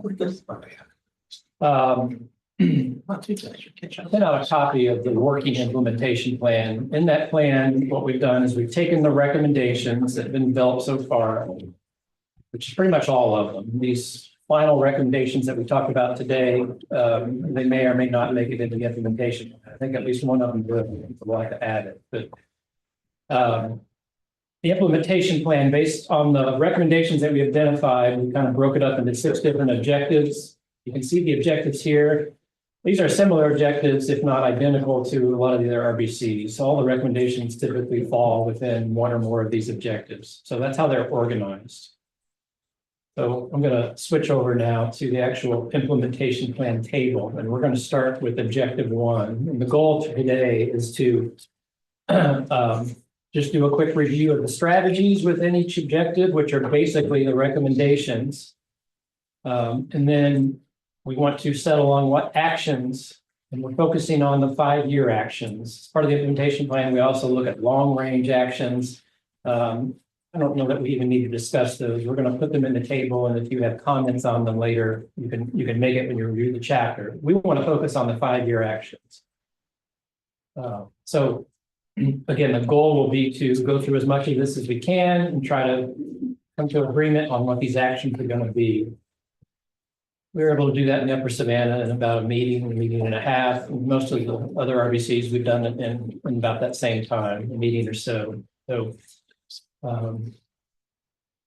let's just dive into it. The first objective is improve water use efficiency to conserve water resources. And we've broken it down into the municipal strategies that you've identified, the agricultural strategies, and then we've included industrial strategies separately. And we've got separate actions proposed. Let's start with municipal. In this case, I actually brought in different actions from the Upper Savannah, which we just discussed a couple of weeks ago, in the Broad. You may not want to do all of these, but I wanted to at least put in as a starting point for discussion what some of the other RBCs felt would be appropriate actions.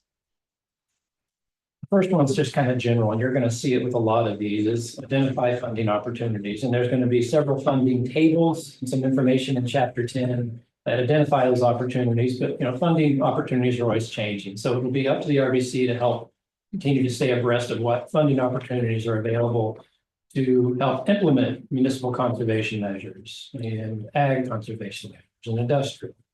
So John, real quick, the verb is assigned to us for all of these?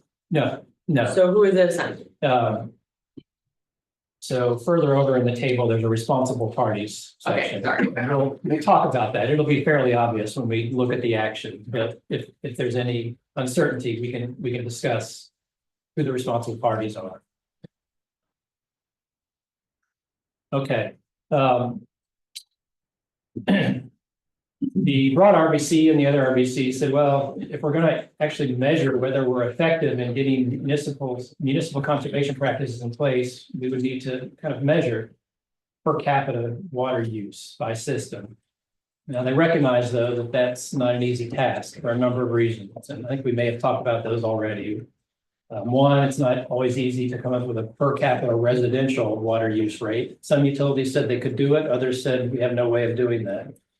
Two, within 5 years, that per capita rate could be heavily influenced by weather, especially if you have a lot of irrigators in your system. So you'd have to factor out any impacts due to weather, and that can be done, but it adds additional complexity to trying to figure out if you've made improvements by implementing conservation measures. So those are the two kind of stumbling blocks to be able to measure baseline residential per capita. However, they say, well, we could make an attempt to do it. There's maybe at least a pilot utility we could do it for, and assuming that they're able to implement some of these conservation measures, we could see if it's been effective. So they left it in, but I'm thinking now, asking this to the utility folks in the room, do you think, what do you think is realistic to do with regards to measuring per capita residential water use? Do you want to try to do it, or is that too difficult of a task and it's not going to provide useful information? Like hear from the three. It can be done. Here. You say it can be done? Yeah, I'm not saying I'd be happy to do it, but it can be done. I'd say, is Patrick still there? The larger. Well, the larger. Actually, in your case, yeah, it might be really difficult for them. I mean, we get a better average probably, but. Well, and the other thing I didn't mention, which you brought up before, Jeff, is that how development occurs impacts your per capita rate. So like the more multifamily homes that come in tends to lower your per capita rate. Yeah, and that's what we're seeing now is, especially in Greenville and like even down in Malden and Simpson, things are going vertical instead of horizontal. So, so you get 50 people in an apartment building with only one irrigation, so it doesn't change, Right. So to do a comparison of baseline to the next 5 years, you'd have to account for that factor as well, which would be difficult. Which is That's difficult. getting more. Yeah. That's good. What were you guys? Well, I know, with the AWWA, when they come up with systems trying to do this and benchmark against other systems, it winds up quickly not being a trivial task. Because some folks can bring in just residential, but there's still folks out there physically reading every meter, so and do a buy-in or quarterly in some cases, so it's doable. I'm trying to think of what it's going to tell us as a basin. If you're just using it as a measure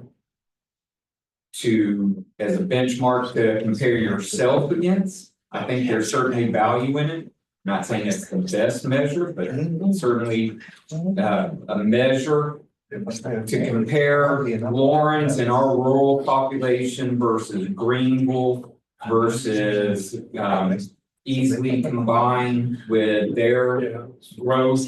I don't know if it's going to be a good conversation. I'm just not seeing those numbers. If I have 134 gallons per tap per day, and Greenville has 80, there are a lot of reasons why there's that difference. And I don't know what that brings to the conversation. Right. If it's, okay, Lawrence, try to get down to 120.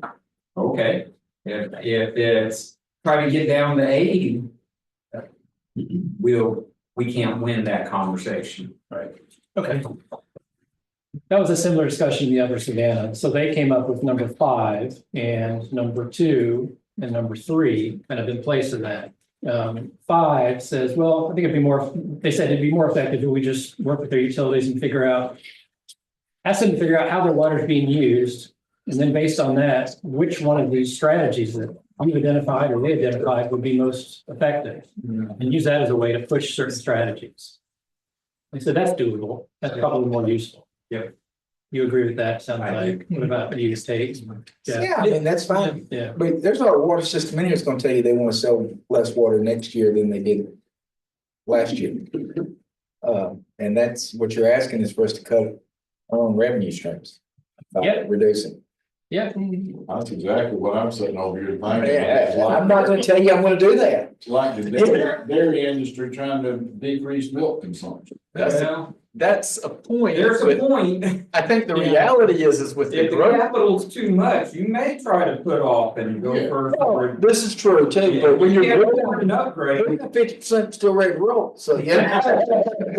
But ideally, On a good day. to be able to manage the growth We're 18. that's going to occur here with less investment. Yeah. I mean, other utilities typically look at this as putting off the cost of investment for later. It's not really, it's probably, to me, the goal is probably not to sell fewer gallons. It's to manage a growing population with. Right. Well, most water systems have an idea where it's going. They have to go powers and money. I think it's up to the utilities to make sure they're financially sound. As a council, we're supposed to be encouraging effective, efficient water use. Kind of hard to shy away from that overall concept and say, man, use as much as you want. It's also gonna be bad if a major water system goes bankrupt. That's not gonna happen. I was about to say, if Small ones, maybe. we all. But I mean, also in the same line is where other than irrigation now in the houses, where are we gonna find conservation inside the house? I mean, Low flow toilets. well, they're there. I mean, Oh, it's they're already expressed there. out. Yeah. The shower heads are expressed there. Put Yeah. that in there. Are you gonna go to? How my children use water? I think there's still room for. First of all, it's fast. You gotta have your grandson. I never implied that they took a lot of. Okay, I just. I understand how there can be change. But yeah, but that's in a household though, but from a fixture / measure standpoint, I mean, we can send out things, say, hey, please conserve, and we do it all the time when we get into the low flow protocols with Duke. But ultimately, I mean, there's nothing really much we can do inside the house that's not already been done through the current policies and current regulations and stuff with low flow. Yeah, I don't think we're as good as you guys. I mean, I still flush toilet twice. Yeah. So, All right, let me mention number 3 too. That was brought up by the Epperson and they said, maybe we should do a survey to see who's got automatic meter reading capabilities. we put up, I thought, can we vote that down? It came up, but I think we took it out. That's. Yeah. What, Oh, and Rod, why not do a survey to understand? I mean. Yeah, that's fine. There's nothing. Yeah. Yes, I think we did a survey, I think we did a survey in the room and like everybody's like. Yes. So AMI is automatic meter reading. What's the AMI? I'm sorry. I don't understand the acronym. Yeah, one of them's, It's one of them's radio, the other, one of them drive by, one of them's instantaneous, one of them drive. But they're both the same thing. You're driving, you're getting. You're not going out and physically reading Right. meters, but the big thing with AMR is some of the systems that are AMR can call up a house and tell them you have a leak. We do that already. Yeah. I got that on my app and Columbia. I replaced. Yeah, we don't have that. We have the AMI, we drive by, so you get a once a month bill, so you can have a leak for a month. You know, we detect it. You may not, you say anything about. Usually the customer, see the problem is the customer usually complains about it, but it's not because of the water bill, it's because of the sewer bill. Right. So. the other one, the upper Savannah had. Yeah, the sewer bill, still. Recommendation maybe, Jeff, was encourage the utilities to do an audit using. Yeah, that I know. Yeah, that's in that. so on 4, are we up to 4? There are other methods other than AWWA, and especially for the smaller systems. the Yeah. Water method, so I would say, for example, AWA, M36. Because we don't use AWA, but we do a good water audit. So how about a water system appropriate method, something like that? Something, or just we can list, add the rural water one. I think those are the 2 primary. I want to put one in there that says the water system must be more forgiving when the leak is on my side. They found it. Once in a lifetime forgiveness. I need more than once in a lifetime. It's actually wire issue. I just paid a $700-something bill after they reduced it. So I'm gonna delete the per capita baseline demand thing, because I don't think there was much value in that one. Water utility folks, are you comfortable with the next ones, a survey of who's doing it by AMR or encourage water loss? We're gonna tell you what we have. protection? I don't.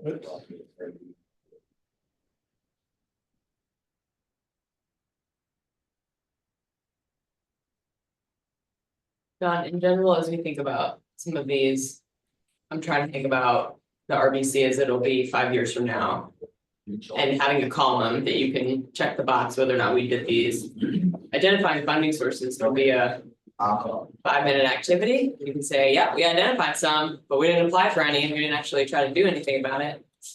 3 can be, well, I called up Jeff Boss and said, hey, we really think you should do this. I did it, check the box, but it's not really like getting to the meat of the matter, or like, I guess like the level of effort could be really ambiguous based on how some of these are written. So we're going to, the next meeting, or whenever we get to it after this, identify progress metrics. And that's where, if you want to, we'll say, to accomplish, this metric will have an outreach to every utility in the basin, half the utilities in the basin. So we'll define some metrics then. I thought there was some mechanism, but I wanted to ask a question and remind everybody else. Yeah. There we go. So generally, to the actions, we're not putting a metric, we're just saying, here's what we're gonna do, and then you'll decide how far you want to go with that. Okay, so you comfortable with these actions? Okay, all right. So before you go off that though, John, from the water system guys, I'd like to next to municipal conservation, there are those 7 activities. There's no mention in the actions about reclaimed water programs. There's no mention in the actions about time of day watering limit. Is there any merit in tying these 7 things to some action? And if they're not tied to an action, is there any merit in keeping them in the recommendation or the strategy? I mean, What's the action you want to tie to? yeah, exactly. So reclaimed water programs, if there's no action, what's the point of having it in there? I guess that's what I'm thinking. Yeah, so generally, can we consider these a toolbox of strategies that could be considered by specific utilities? Yeah. Utilities different. Greenville said they're not interested in reclaimed water necessarily, but REWA is interested. He was not here. REWA might be interested in reclaimed water. Yeah.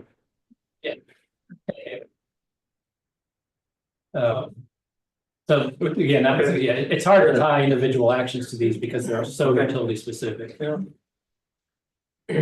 Now, if we had identified a shortage in one of the model runs and we identified implementing a reclaimed water program to alleviate that shortage, then we would have an action on that. Helping support X reclaimed water program. Yeah. Okay. All right, ag. We had kind of a similar set, which are just general funding opportunities, help with implementation, or help with outreach and education about the strategies that we're recommending as a toolbox. It might work for some growers, it might not be appropriate for other growers.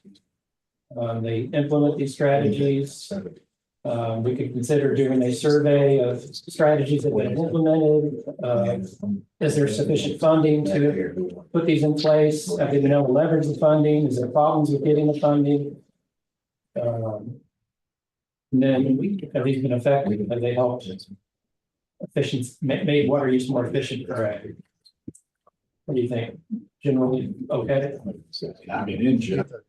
Yeah, we didn't specifically, say something about, we didn't talk about changes, irrigation equipment changes. And I think what we were really focusing on was improving, center pivot systems and what we have, the efficiency.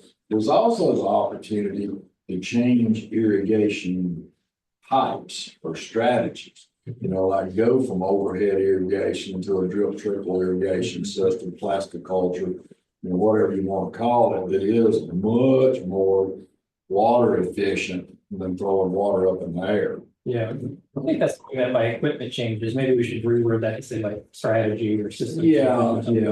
Like I say, I would change that around a little bit to include, just irrigation system types or whatever exact wording we need for it. And when you talk about funding opportunities, that is funding opportunities there. You encourage farmers to change the system, and that happened years ago through conservation districts when they really encouraged a lot of farmers to switch to more efficient system. And actually, there is a state tax credit for agriculture now if you will switch. So a drip trickle system, then you can get the state tax credit. Okay. All right. Let's move on then. Yeah, agriculture, we're all about efficiency. Okay. For industry, I don't know. We even have any industry reps left? No, I don't think we do. We threw them all out. So, Geez. on C for industry, I don't quite understand the energy efficiency appliances. So I can understand equipment, but I can't understand appliances. To me, that suggests water heaters and washing machines and dishwashers and stuff like that. Yeah, the strategy here is probably more appropriate to industrial and energy. So like Duke Energy, and one of their strategies is encouraging their customers to use energy efficient appliances, which then cuts down on energy, water use to generate that power. That would be almost a municipal type thing instead of an industrial conservation. So, But I think a lot of industries use steam to transport heat, and sometimes there's. understood, they use steam, but I don't think of that as an appliance. That's a utility within the industrial facility. It is not considered an appliance. So if I'm speaking to an industry, I want to use the right words. I guess that's what I'm saying. And what I'm saying, I think this is supposed to be the category for energy and industry, so like Duke falls under this Okay. category, and they're plants that use water. And they send out, opportunities for their customers to get rebates on energy efficiency appliances, which Yes, then they cuts do. down on their demand, which then cuts down on their water use. And that was what the goal of that strategy was. Okay. Okay. Can I go back to the B, or just point of clarification, under soil management? Are we talking about like cover crop tillage management? All of that. I think in chapter 6, we described a number of different opportunities for soil management, which include that stuff. Yeah. Yeah. Okay, so I'm just gonna leave the general actions here for industry and energy as they are. There's not a lot we can do around that specific. All right, so that's the first objective. The other thing that we need to do within each objective, we need to assign a priority to the strategies. And then we're going to go back and see if we want to assign a priority to the overall. Yeah, go to sleep. That's terrible. The other RBCs have not prioritized these strategies, and actually, I don't think you all, go back and look. When we had our water management strategy discussion, I'll have to look and see if you prioritize these. I don't think you did. I'll check on that. But beginning with objective 2, we're going to try to prioritize A, B, C, D, E, F, G, H, I. This is the one that's got the most strategies in it. Only after we go through all of these. So let's go through them first. This is under communicate, coordinate, promote findings and recommendations from the River Basin Plan. So the first one is conduct additional public meetings to enhance public engagement, such as announcing the formation of the RBCs and presenting the draft and final River Basin plans. That was a recommendation that was made early on, and it's primarily intended towards RBCs that were just getting going, which is just the Santee RBC. But I think the discussion around that was that needed to do more public engagement, more public meetings, rather than just the first 2 announcing the RBC process and then the 2 at the end. Maybe there need to be one in the middle. Y'all remember that discussion? That's what happened. So the action around that is just for DES and contractors to inform future RBCs of this recommendation and consider it in their planning process. And then we added a second one is, as you do implementation, maybe you want to work in a public meeting somewhere during your 5-year plan update. Again, these are just our thoughts on what you might want to put as action. I want you all to say, we don't want to do this. So don't think this is something that you need to accept as written. It's just to get the conversation started.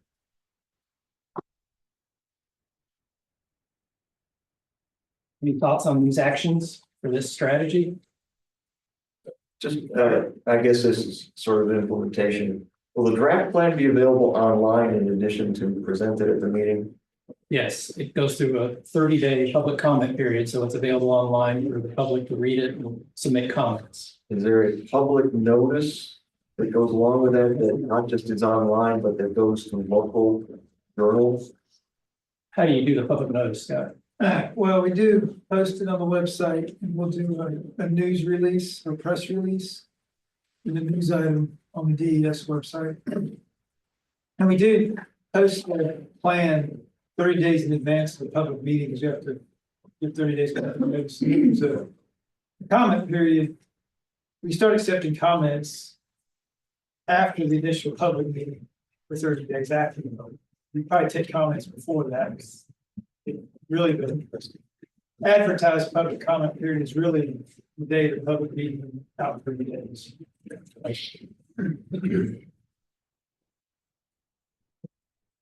Any thoughts on these actions? I mean, A is written right now is good because all RBCs have now been formed, so. Well, the Santee just had their first meeting. They could say, oh, that's a good idea. Let's do a public meeting after June, because they'll be halfway through their process. That's the only value in that, honestly. If everybody else is already met.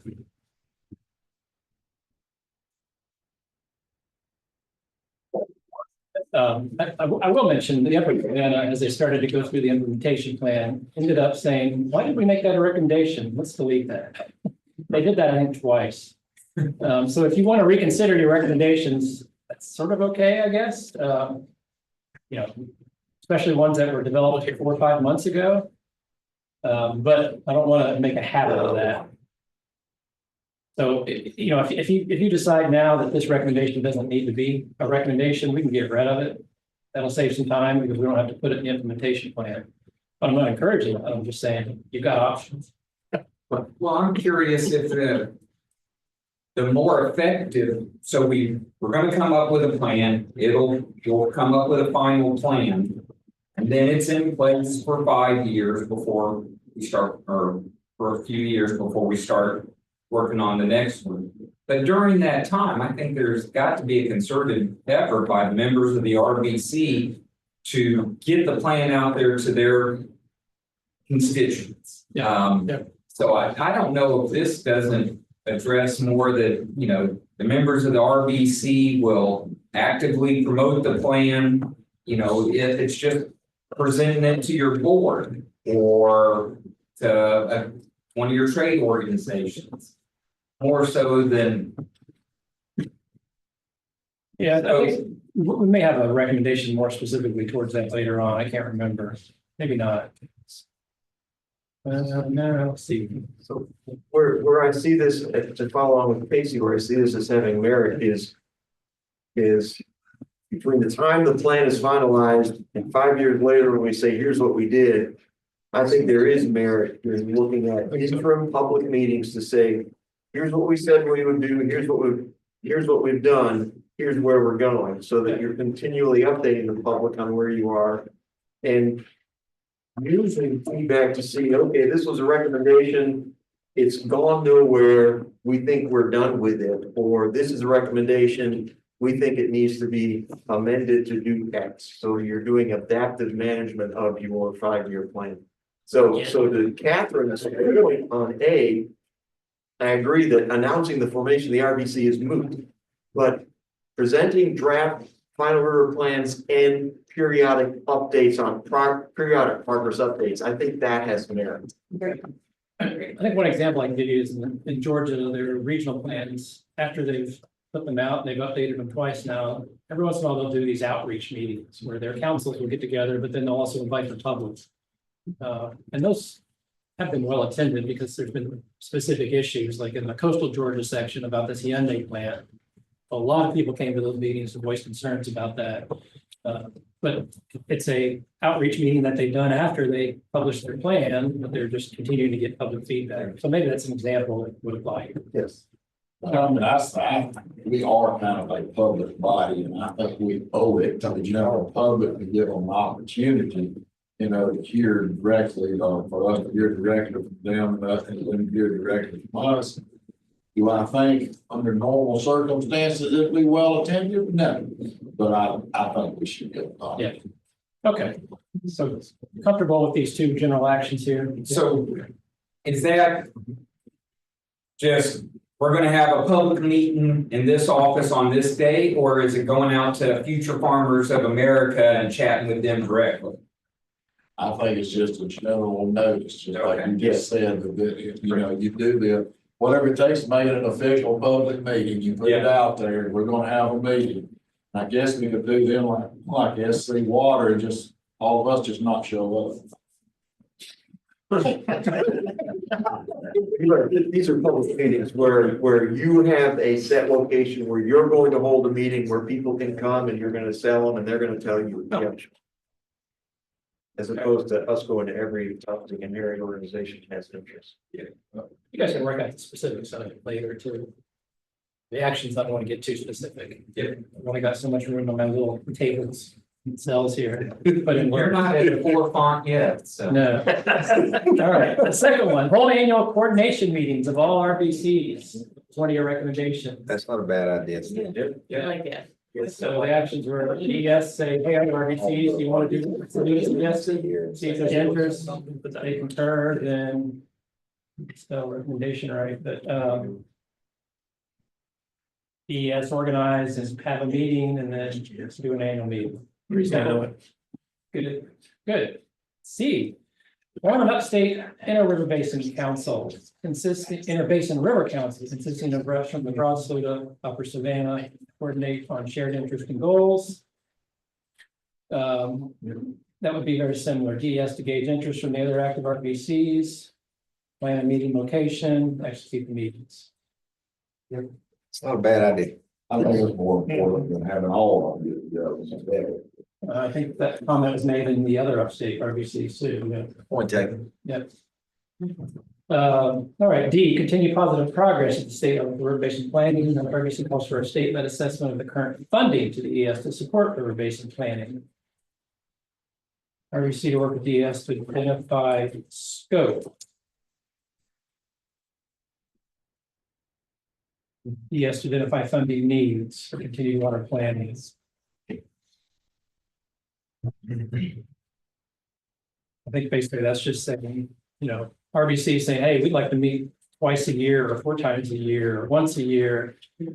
Here's how much support we may need from DES and or contractors to carry that off. And then DES kind of identifies those funding needs and figures out what can be done. What's your hourly rate? $3.50 an hour. $3.50 an hour, that's nice.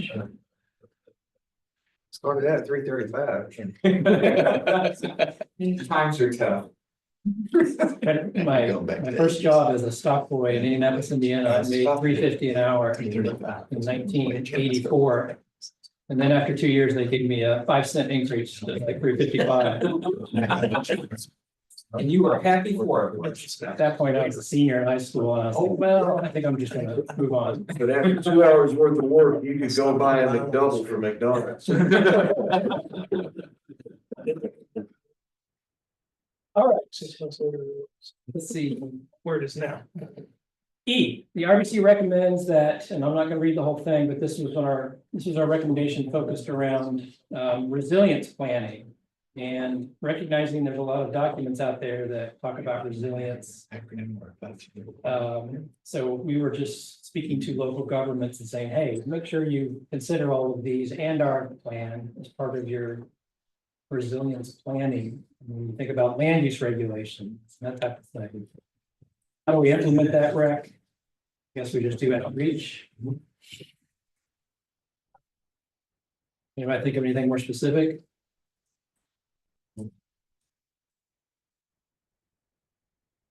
What do you think, Rebecca?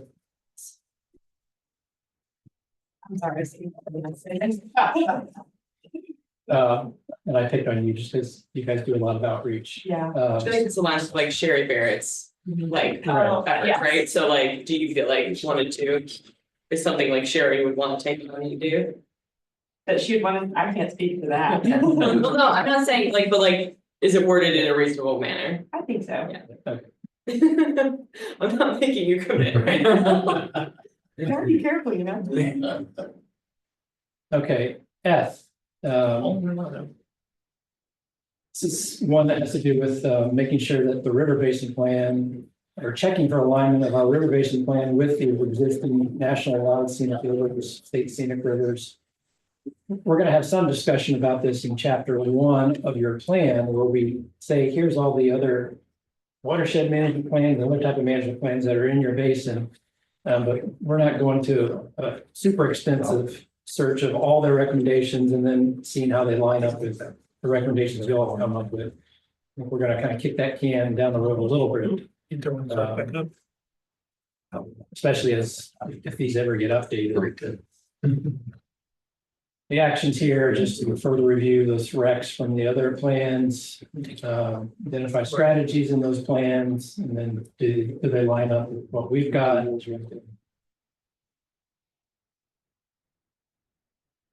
Yeah, and maybe considering more when you update your plan in 5 years, if it gets updated, we need to increase the alignment. We need to specifically address, show consistency with some of their recommendations. That's going on. So pretty general actions. So John, my only trying to limit this one comment. The way F is written here, I believe, is different from the way the recommendation is in the draft report. This is written better than the way the one in the draft report is written, so I would suggest you confirm that they are consistent.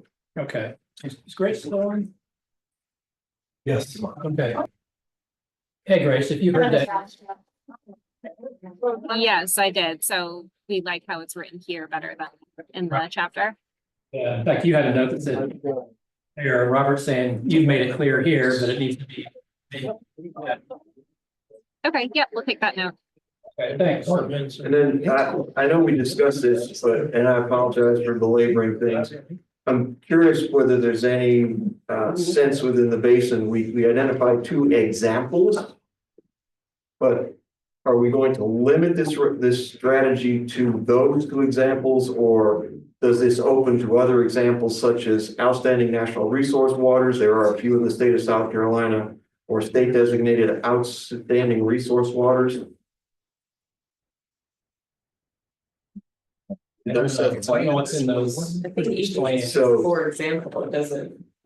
It's not limiting. So it's not limited. I don't think so. No, Okay.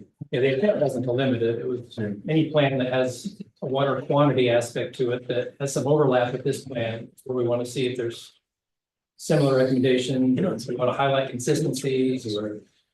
So and the reason I bring that up is specially designated streams, water quality standards meeting designated uses. That may affect water withdrawals. Does that water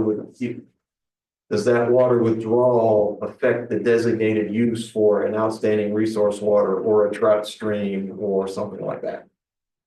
That's the only reason I bring it up. I thought the few that we have, I'm thinking the Matthews Creek is like a trout natural, but those are really classified that way to drive DES and what they can allow for permitting. They are drive for discharge permitting. That is correct. I don't know how they, if there's a mechanism or what that mechanism for a withdrawal would. So it's through the water withdrawal law where the law says designated use is supposed to be considered. Exactly. Okay. That's the only reason I bring it up. Okay, I'm fine with leaving it as is. That was my question. Okay. All right, G was consider the plan as a tool for local comprehensive plans and economic development. Encourage the developers work with water utilities to ensure adequate water availability from construction. This one, we may need to discuss these actions. RBC to review and distill information in the plan to identify areas with ample water resources now in pre-2070 planning period that can best support growth and economic development. Is that something you want to commit to?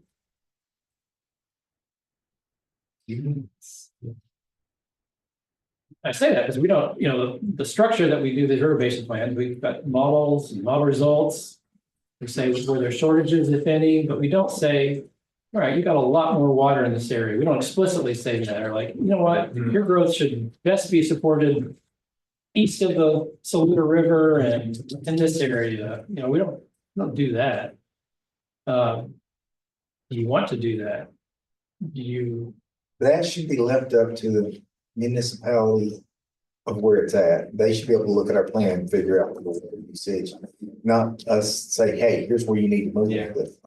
I would argue that most planners in this state that work for a municipality would not be able to approach this plan and get an answer to that question. Okay, I'm willing to agree with that. That's a problem for another situation. I had the same thought. That's why I wrote this action. It's like, they're not going to know. They're not going to be able to look at the plan because it's not written to support that type of analysis necessarily. They need smarter people to say, well, That's a nice way of. Different skills.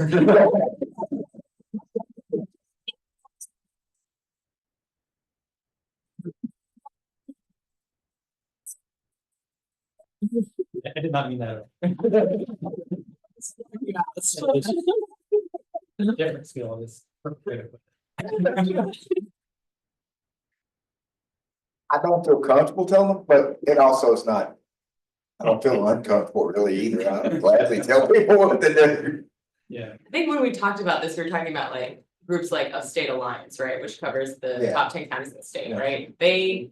They're tasked with retaining and recruiting industry, right? Right. Like that's what they're tasked with doing, but what they're not tasked with doing really is thinking about where and how and like what land use is gonna best Oh, they're support it. where and how, but they're gonna look at where the easiest land is. They're not gonna look Right. at where the water's coming from. That's what I'm saying, so like what role do we wanna play in that? That's a good question. I don't have an answer for it. I don't know. I mean, should we? I mean, really, do you feel we should jump in the middle of that argument or?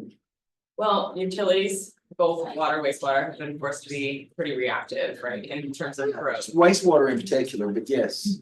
So, I mean, would you like the conversation to be a little more the other way, or are you satisfied with how it goes now? Like, you guys live it, so I'm looking at you too, sorry. He's looking the other way from you.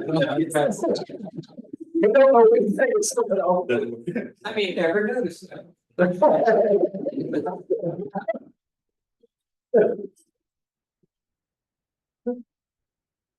To be able to drive people to certain areas, but how do I do that?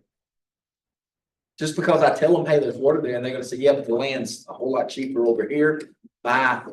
You know, that's gonna be the end but of we the can conversation. identify it, we can't Yeah. enforce it. No, I mean, we have certain, so when we did our master plan this year. We didn't just look at the whole system, we looked at development blocks. See where the projected growth is going to be in those blocks. So that we know where to move our resources to.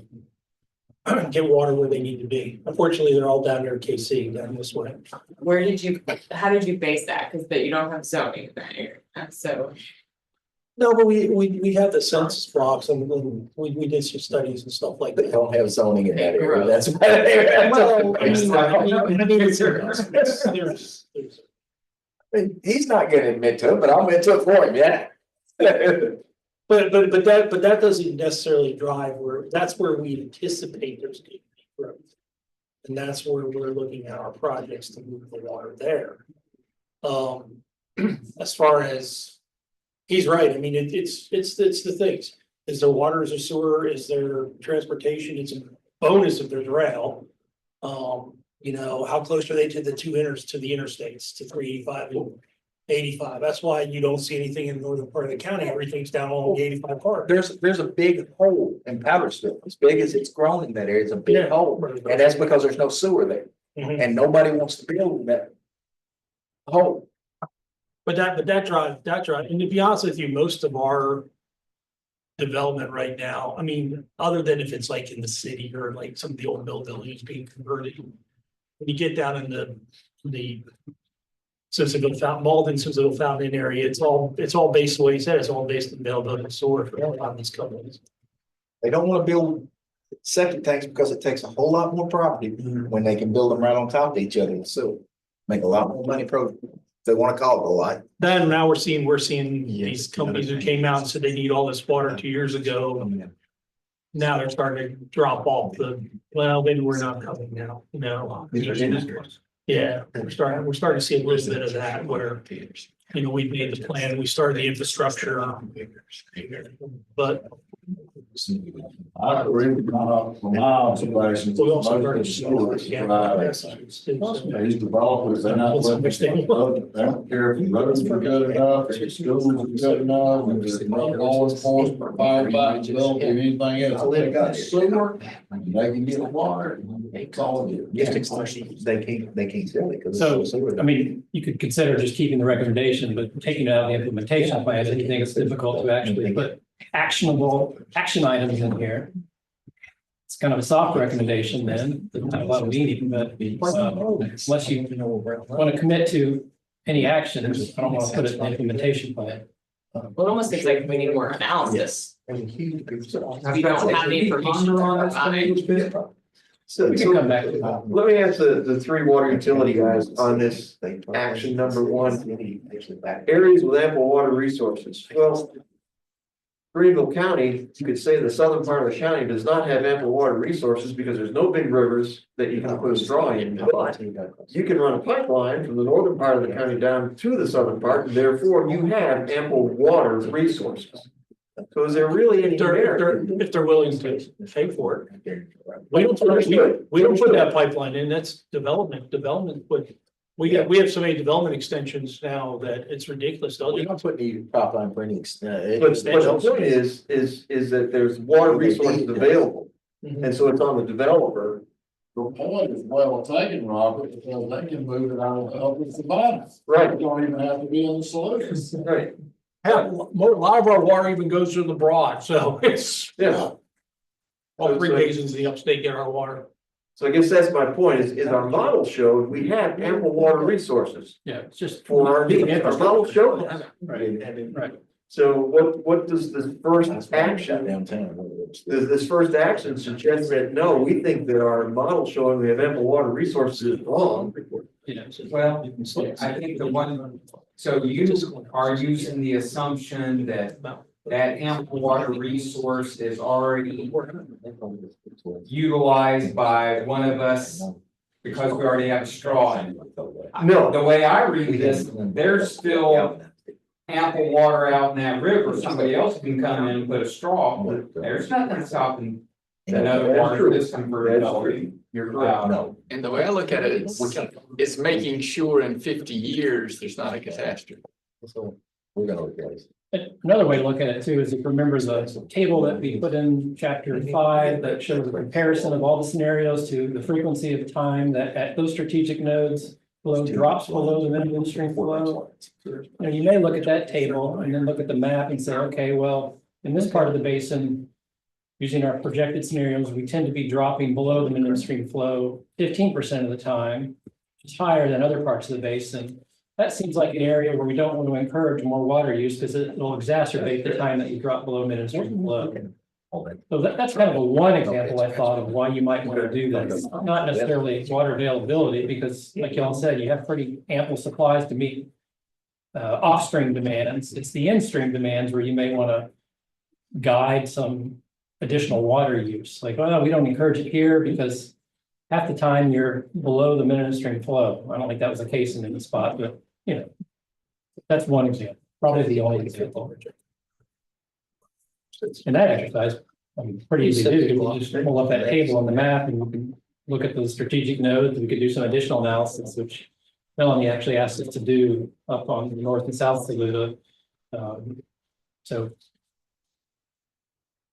what do you think? You want to keep the actions and see what you can do later on? It's not the end of the world if you don't implement your actions, but it's there for further consideration. Okay. All right. Let's move on then. H, legislature should fund and DES should establish and manage a grant program to help support the implementation of the actions and strategies identified in each RDC's river basin plan. The action here is DES to identify funding needs and communicate with the legislature. You want to add an action that you would lobby on behalf of the RBCs or anything like that, or? I would think the RBC would want to have input to this.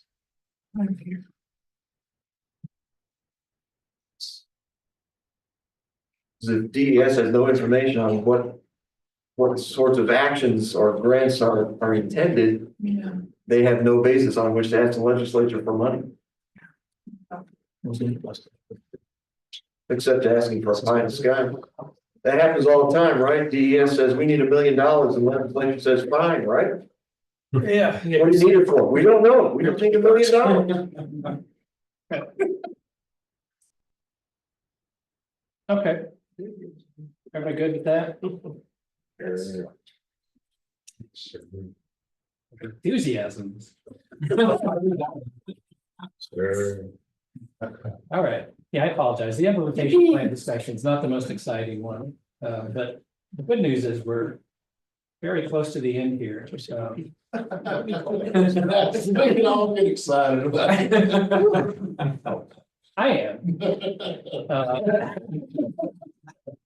All right, the state should support and fund RBC-led and statewide water education programs that include all sectors of water use and promote the types of water management strategies recommended in these plans. Yes. Yes. Yeah, well, we already agreed to the recommendation. Glad we still have agreement on it. Actions, determine education topics of importance, and target audiences. So that's kind of like developing a outreach and engagement plan, basically. Who are we gonna reach out to? What's the message? Meet with those organizations, or meet with organizations like Clemson Extension that already conduct water-related education outreach and discuss opportunities for collaboration. So that's leveraging some of these folks that already do this. Determine what education programs exist and meet these needs and promote them, to meet these needs and promote them. Present funding recommendations to the legislature. Develop new education outreach programs to fill gaps. Any thoughts? Work. Sorry, everybody's so quiet. I'm gonna add one different. Under the EG, I would like to add soil and water conservation districts. They have a lot of outreach and education programs, and I think the RBC should specifically be aware of that. I fully support that. I would also add nonprofits. What about DES? Their education, being with the downstream program. Huh? It seems like with DES, they're outdated. They say it's all over. It should be. Like downstream, I think would fall under 3, because it's a program that already exists. All right, okay. Right? Same with like Coco Ross and some more. Can 3 be identify instead of determine? Because I feel like that word just makes more sense.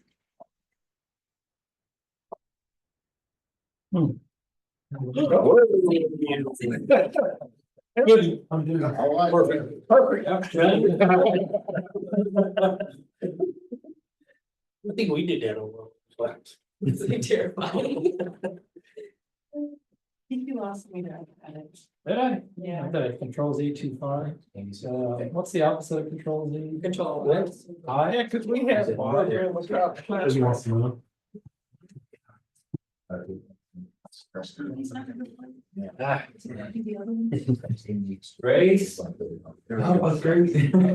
No, yeah, I lost it too. Yeah, I think I got the notes on what you added, the soil and water conservation districts, nonprofits.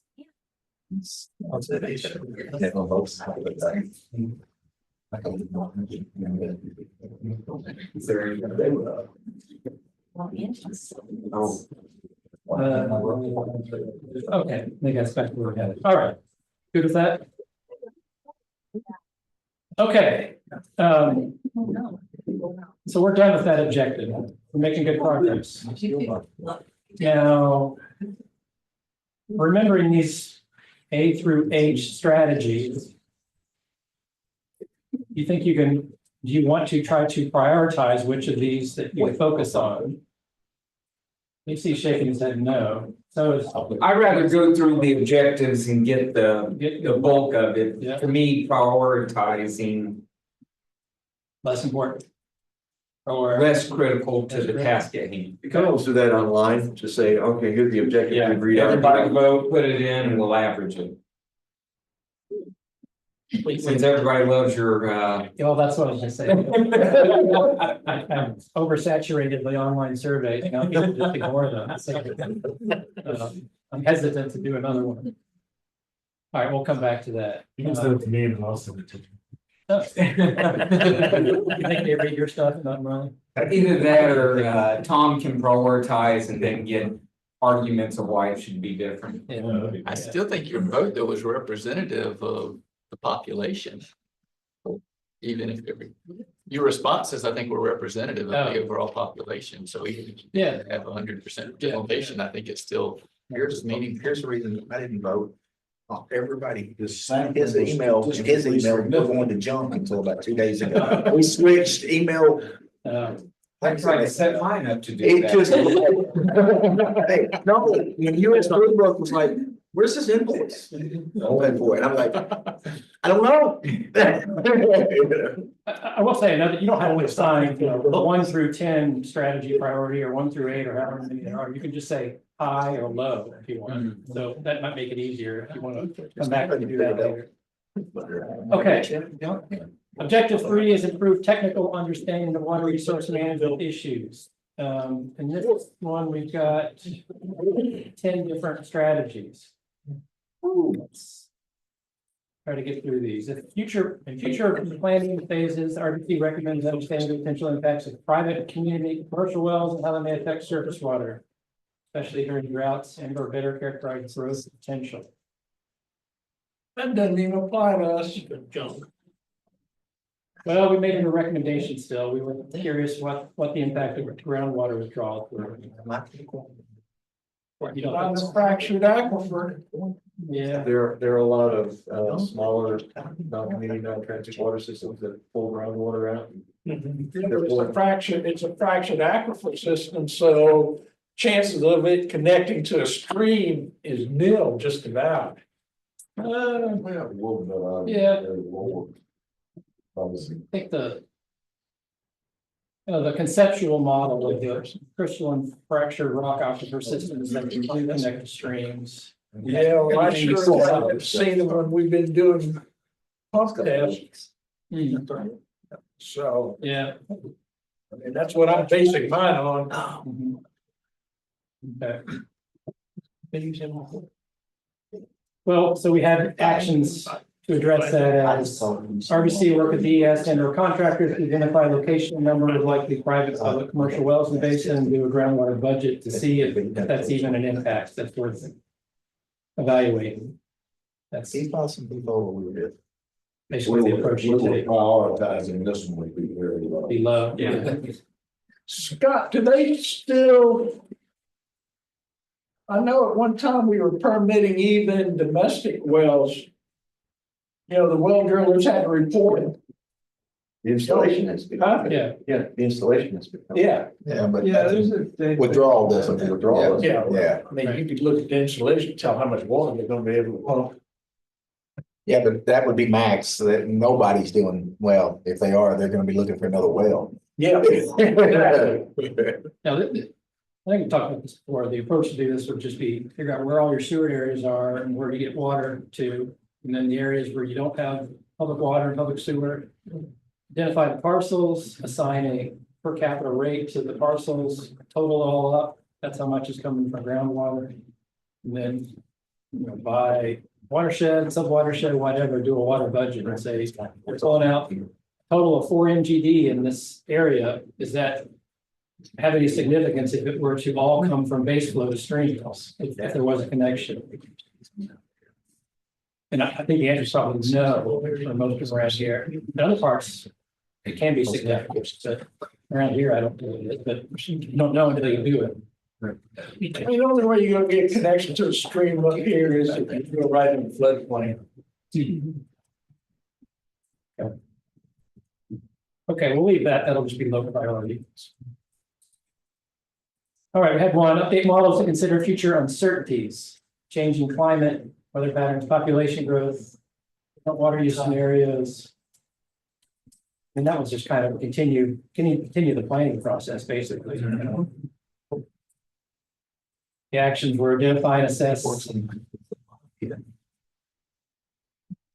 Identify and assess any uncertainties for potential model scenario development analysis, perform the analysis, review the results, assess results, incorporate findings in the next plan update.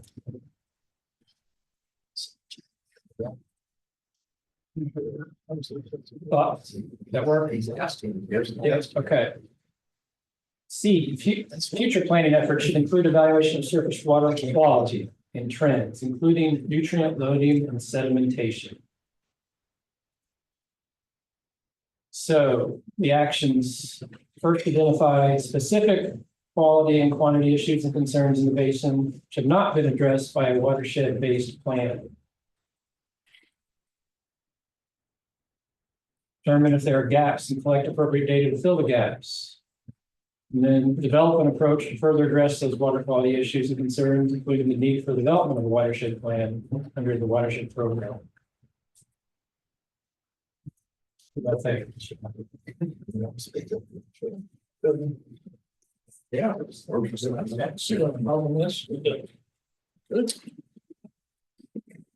Is the quality issue, Is it an issue? is it really something, I mean, I thought we were looking at quantity, not quality here. We are, that's why. Futuristic. This is the future. Okay, This is the okay. future. Since Yeah, that's planning fine. framework- Well, The planning framework opens the door for looking. at Okay, quality future, yes, later on. okay. Right, Yeah. but And that's the reason I'm okay with it. I mean, I've been one of the more vocal ones, to keep us focused on quantity here, but I think ultimately the quality issues is highly important and needs to be addressed. Yes, any other? All right. One important. So these actions Explain that. help the framework to figure out what you want to try to address. It's all dependent on funding and everything. Yeah, just. On the number 2, under C, it says RBC to determine if there are data gaps and collect appropriate data to fill the gaps. Does that Go have y'all. sign us up to do the data collection itself? Yeah, that should probably be, No, actually. Something else, I don't know exactly what it is. What'd you say? So she's looking at number 2, where the RBC to determine and collect appropriate data, and we really aren't a data collection. Okay. 4 months, let you know. Yeah. If you want to go up to see what it really looks like up there. Oh, it's so good, it take worse at people. Oh, you did? Okay. Yeah, they're bad.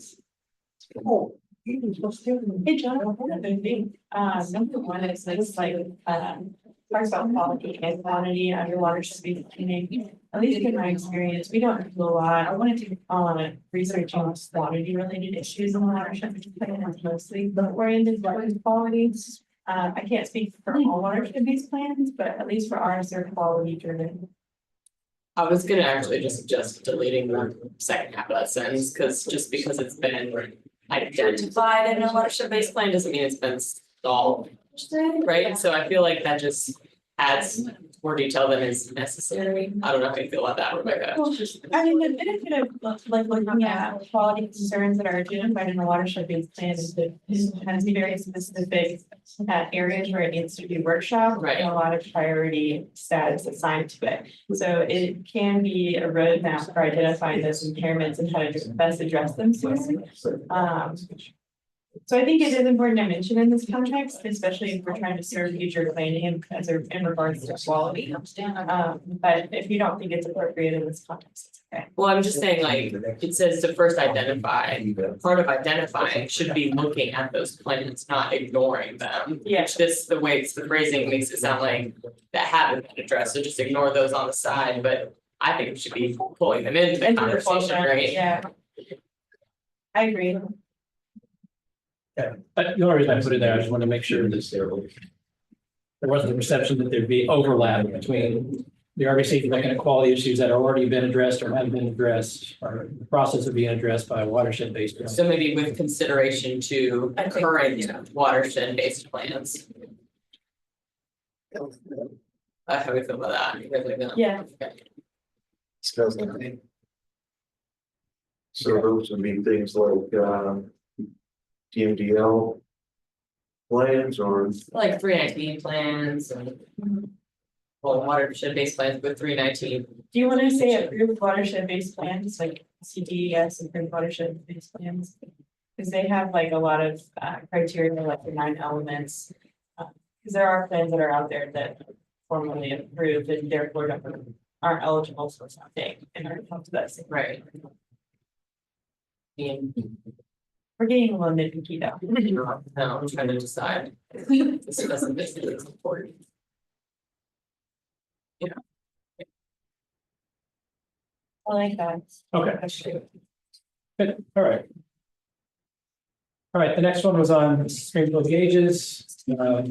Support the continued efforts to maintain and expand the gauges, recommend that local governments that collect stream flow data make it more public accessible.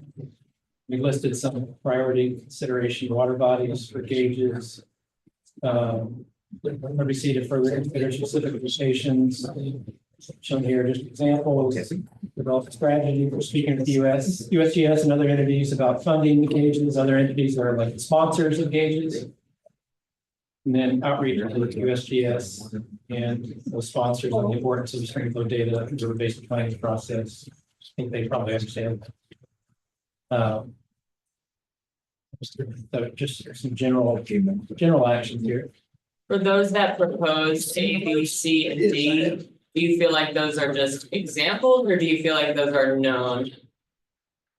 Melanie, did you propose these? I prefer to see, I think it looks like. Are you proposed to? And the reason I say that is it deals with the Northbrook dams. There are gauges below Saluda Lake and below Boyd Mill Pond, and I can see how they operate if they're cutting it off. There's no gauge that lets me see anything about the levels below Holiday Dam, above Worshipers. Would you prefer a different word? That's what I'm asking, because I. Y'all's. I took out the example part of the action, which we do say priority consideration, the recommended is meant just consistent with what's in our.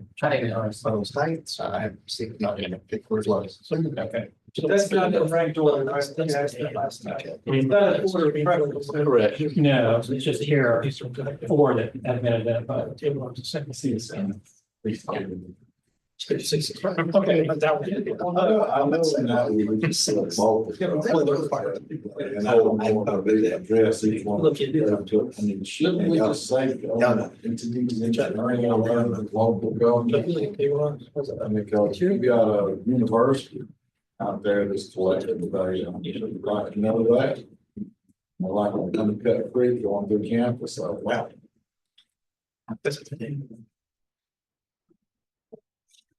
Just get rid of government, what did you say? That'll work. I don't know. Think of any examples. Public entities. Public entity, that one. Yeah. Yeah, I think I did have a hand in this one. I think where I was getting at with that was that the county has part of storm water program, all the continuing monitoring agents, and I was trying to. With those. Right. Are they USGS? No, they're separate. They're self-cooperative. Okay. Yeah, but they spend a while maintaining those gauges. I know there's one right at my front door and I watch there all the time. With that gauge. It's just a shame. There's not a public access to the data. What do they do? You can get some of it, because some of it's public facing. Okay. All ours is public, it's on USGS. I noticed that. I like that. So we spend $200 and some $1,000 a year on USGS gauges, so I was getting ready to say, USGS don't really have gauges, they'll put them up, but they've got to have a sponsor. They've got to have a sponsor. Yeah, but that's part of sponsor, maintain we're the gauge. They're not gonna put you up, they're going to pay for it. Usually the ones that didn't have We're sponsors. gonna find out. And they cut that. Right, the ratings and stuff. It's in the budget. Okay, it's already. Order in the quarter. Item E, ES should create and maintain an online library or catalog links to technical information to enhance the RDC's understanding of water resource concepts and issues. The actions are just DES with support from me, I guess, to create this library. Kind of talked about this before, Scott. I don't know if all, this was kind of during the transition, so maybe it needs to be rehashed. But is it still a possibility to add to the web pages for each RVCs, kind of a useful links? I think we can accommodate that in some form or fashion. Yeah, okay. All right, so we'll leave those actions. Okay, H, explore incorporating county collected data, example flow data to augment existing models. This was, I think, directly to Melanie's point that the county collects some data that we didn't include in the SWAN model, calibration or validation or verification, and it might be useful on some of those smaller streams that don't have USGS gauges. So the actions around that are identify that data, determine if it's even on a reach that we have in the model, try to incorporate that data and use it to validate the models as we update them and continue to use them for river basin planning. Any comments? Okay. I was continue discussion on data needs for flow ecology. We talked a little bit about this and we felt like, well, there could be some work done with the existing data and we kind of encouraged Luke and the Clemson team to try to use existing data. I think we just ended up with a recommendation that, you know, we need to talk more about this, kind of push for them to do what they can. So they put our proposals to look at this further and collect more data. The action would just be to coordinate USGS and Clemson on how to best determine and assess flow requirements in the Blue Ridge. That'll solely be on Michael Waddell under the responsible parties. Is that okay if I put your name there? I'm just kidding. I'm not going to take it. Just this question I just finished asking, who's responsible for this? Yeah. We all decided KC sounded like it'd be real good. KC? Yeah, make him. Yeah, I'm gonna delegate all of it. I thought he'd stepped out. Are you okay with that action as written? Yeah, I mean, you might want to add DNR to that list. That's not bad.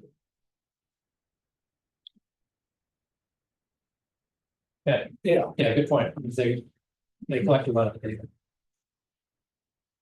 They've been doing it for a long time. Yep. All right, the last one in this category, conduct studies to better identify sediment loading sources and the financial costs associated with mitigating those sources to reservoirs and waterways. So the actions, this may need some discussion. Work with utilities and other impacted parties to identify funding that could be used to estimate the financial impact. Form a study to identify financial impact. John, was this originally put in here as a spin-off of what was done in the broad?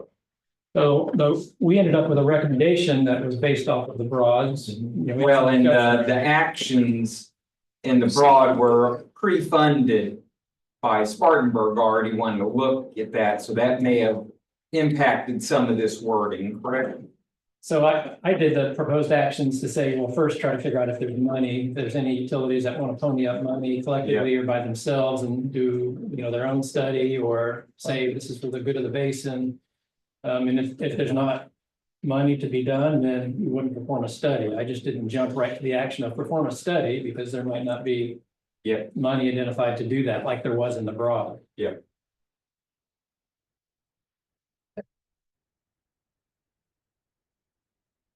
And I mean, well, okay. So what do y'all think? I don't have a problem with it. Okay. No, Yeah. you did it.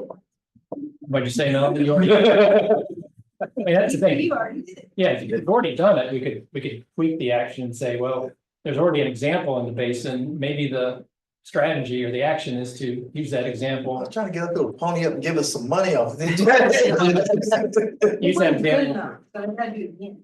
Yeah. For others.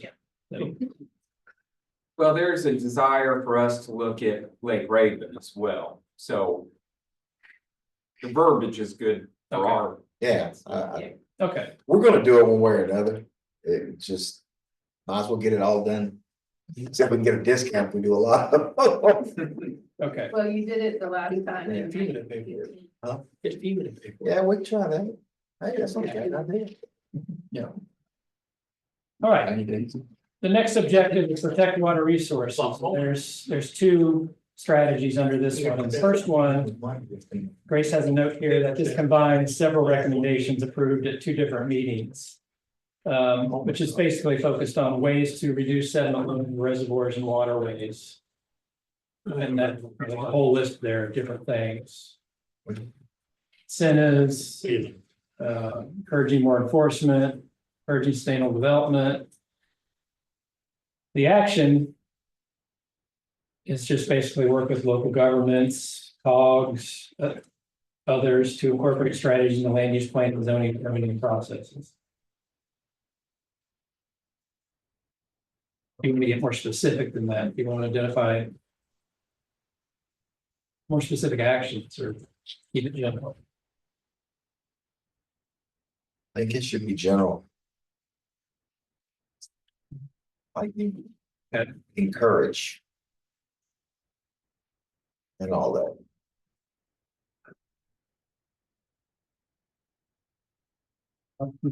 Yes. Good, okay. On number 7, you need to take a U out of equip. Yes, CQI. Yeah. Thank you. And minimize the spell wrong. Lord, have mercy, leave the band. Which minimize the difference. On 7. You left it. Right there. There you go. Yeah, thank It's you. the worst part about Excel. Yeah. I always forget. It doesn't redline for you. Yeah, oops. Okay, I think we're good on that one. Yeah, we're getting close to the end. You guys are going quicker than. Wait, just for a second, I'm sorry. Yep. Um, Oh, I got one more there. Go too soon. all that stuff is good. Sorry. But,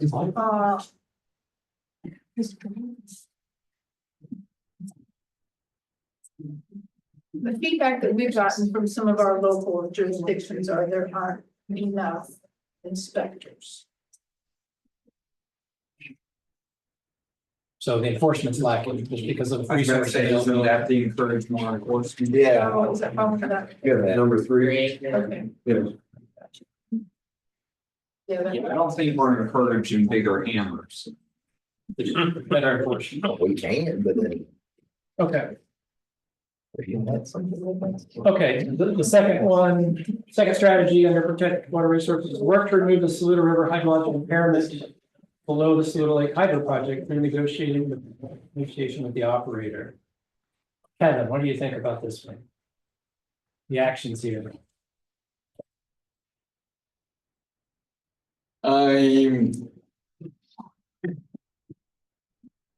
I think I'm good with them for now. I am increasingly discouraged that that's going to get anywhere and wondering if I need to push for a stronger recommendation as I did earlier, but I think I have taken the approach of let's stay patient with this a little longer. And if we can't do anything in the implementation phase, then I might see if there's a vote for a different action of contacting the legislature or something. Are we not comfortable with just saying work to remove below Saluda Lake, period? Maybe so. I'm comfortable saying that. To me, that doesn't. Right now, I feel like it kind of hamstrings us if it's not successful, and in the end, we've got to. I'm kind of of the manner of. I think that is absolutely the first step. Exactly, and then But if I don't that think doesn't that's work, how we right. go forward with it, well, that's a matter for us as a committee to decide. So if we haven't limited ourselves beyond that, then that lets us, it doesn't commit us to anything, but it lets us continue to vote on what techniques we use. So it commits us to these 2 actions, but it doesn't limit us to these 2 actions. That's the way I would read this. We are committed to undertaking these 2 actions, but we are not limited to these 2 actions. Yeah. Melanie, does DES have any responsibility because it's a 4C water to do something? It's a great question. Do they have a responsibility to do anything about any of the TMDL? it is clear to me they can regulate them for safety purposes, but I'm not sure they have any authority under the current law to. The law would have to change. The law says, you know, what the requirements for minimum in-stream flow, and it's been demonstrated they're not releasing enough to maintain that. But there's nothing that really and it kind of says, I think the DES is responsible to permit the operation, but it's kind of implied for safety purposes. Yeah. And so I'm not, there's not really a very strong language to let them connect the dots to maintain the minimum in-stream flow. When it gets warm, they're gonna fight you not to go down more than a couple of feet in the lake, because that's the pressure that really helps ride those generators. But that is where, you know, when I tried to type out a detailed stuff, which is way too detailed for here, you know, I still said, hey, if you don't have but this much water coming in, that's all the water you can let out. You know, I kind of think it is reasonable to say, hey, if you, I think it's reasonable for them to maintain a height, you know, because that's all that's naturally coming in. The problem is it's gonna have to change, you're gonna have to change the law to get there. Yeah, yeah. Okay, so. Sorry, I didn't mean to hijack. I was just wondering if there's an action you could put around encouraging DES to enforce or remedy or whatever. Remedy might be a good word. What? Remedy might be a good word. Yeah, Enforce, there's nothing. I to don't know enforce. if they have a mechanism to remedy. that's what I was getting at. It doesn't sound like it really is. The only thing they're required to do with the 3Z, correct me if I'm wrong, is to come up with TMDL. Yep. Right? Yeah. And this is not gonna get a TMDL. No. And what's not stated here, and I'm okay with this as well, I mean, when I look at below the stream gauge below Boyd Mill Pond, I see some of the same spikes that were happening below Saluda Lake. And I'm thinking it wasn't something people looked at that time, but maybe it has the same problem. And that's why I bring up the Holiday Dam one under the gauges, because when I go look there, there's nothing there to look at. Yeah. Okay. But ultimately, I mean, to me, my goal really is it's just for them to maintain minimum in-stream flows, and we can debate, you know, as we said, what that should be, but to maintain the minimum in-stream flow requirements below the hydro operations. It is really good. Now, when they bought 4 dams from Duke, they took on ownership of publishing online what their release 3-day release schedule was and how the flows are. And to me, it'd also be nice if they added the 3 dams in our watershed to that site. And I don't think that would be a big deal either, but and that might be the solution to the gauge. I was about to say that may be more of a FERC.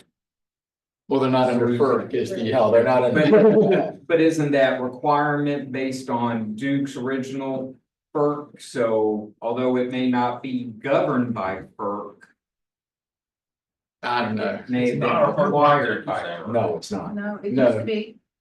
It got. They got pulled off in what, 80? What's the name of it? 90. Nine of things late 80s. Saluda Lake. But I think they also did Boyd Mill Pond and Holiday Dam, kind of all 3 got removed at the same time. And it was under, I was told. They did it under some condition in some other case that I was told, although, They said it wasn't publicly known. yeah, but it was under some yeah, but it is. And it was under some other precedent, which was interesting of a dam that failed later after they got it. Anyway, I'm good. Oh, and your discussion, any other action? I don't think so. I guess really what I like the modification because I'm feeling if we don't go anywhere in the implementation phase, then I would like to entertain other stuff. And I'm good with it. Still have that. I'm good being patient for now. Okay. All right, objective 5 includes drought management. We've got one that's consistent among all the RBCs that RBC recommends utilities review and update their plan every 5 years or more frequently as conditions change. Make sure they submit them to the climate office. The actions are for the public suppliers to do that. Is there anywhere SCO is spelled out? Because I've never known Hope's area to be called SCO. Yeah, we gave him that designation in the plan. Okay. Somewhere in the early chapters. Yeah, So DNR Yeah, CEO or. maybe I'll check with them and see if they prefer not to be SCO, then I'll remove that. I'll tell you no. All right, these actions, you okay with these actions? Yeah. These have been the same actions in all the RBCs, so I'd like to keep it consistent. Same thing with this next one. These are generally consistent strategies and actions in all the RBCs, so I prefer to kind of keep them consistent. Yes. Good. Okay. Never mind. Okay, good. I'm holding on to Look, we only have two left. Objective 6, promote engagement in the water planning process. The first of two is CES, the RBC planning teams, the RBCs conduct regular, like every 6 months, reviews of membership, make sure all interest categories are adequately representative and dependents across meets the requirements of the bylaws. The actions around that are just to conduct semi-annual reviews of the membership. And then they conduct outreach to promote membership for underrepresented groups as necessary. Those good actions. Yes. All right. So if anybody knows anybody in industry. Yeah. Get on the comment. Yeah. So We'll get through the process and then bring it. for other RBCs, this legislation has there been? It's been one of the more underrepresented groups. Not a lot. All right, the last one. RBC will support, promote outreach and education to increase awareness the general public around watershed-based planning. All right, so this one we said, maybe you want to do an outreach subcommittee. You know, just a focus group of people that are passionate about outreach and could help coordinate whatever outreach efforts you make. Would you like to do that, or is that not appropriate? That's reasonable. That's reasonable and all, yeah. Yeah, I think that's probably the best way to get something done. You partner with DES and Water SC, develop statewide educational strategy and budget. What do you think about that? How long is Water SC gonna be in business? Yeah, the next month, only this year. Yeah. I was about to say, I don't know if Water SC. Maybe DNR.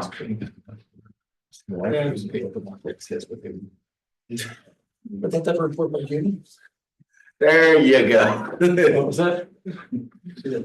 Sorry, no, it's. Yeah. Nobody knows.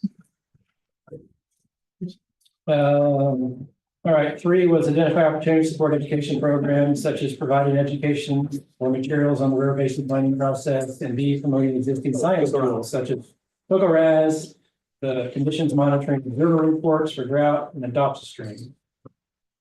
That's good with me. Yeah. Catherine, I think this is all the language that you suggested for this one, right? Correct, yeah.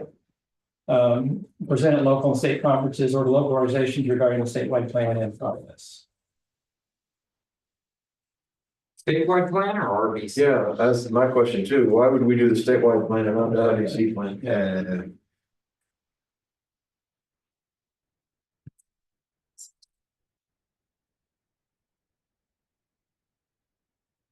All right. Okay, well, we still have some time to prioritize if we so desire. Do you want to try to prioritize these by number, by high, low, by high, medium, low? Thoughts? Tate's saying no prioritization. He's got 6 minutes, he's got to. He's got to go in 6 minutes. This is not a priority to take. No.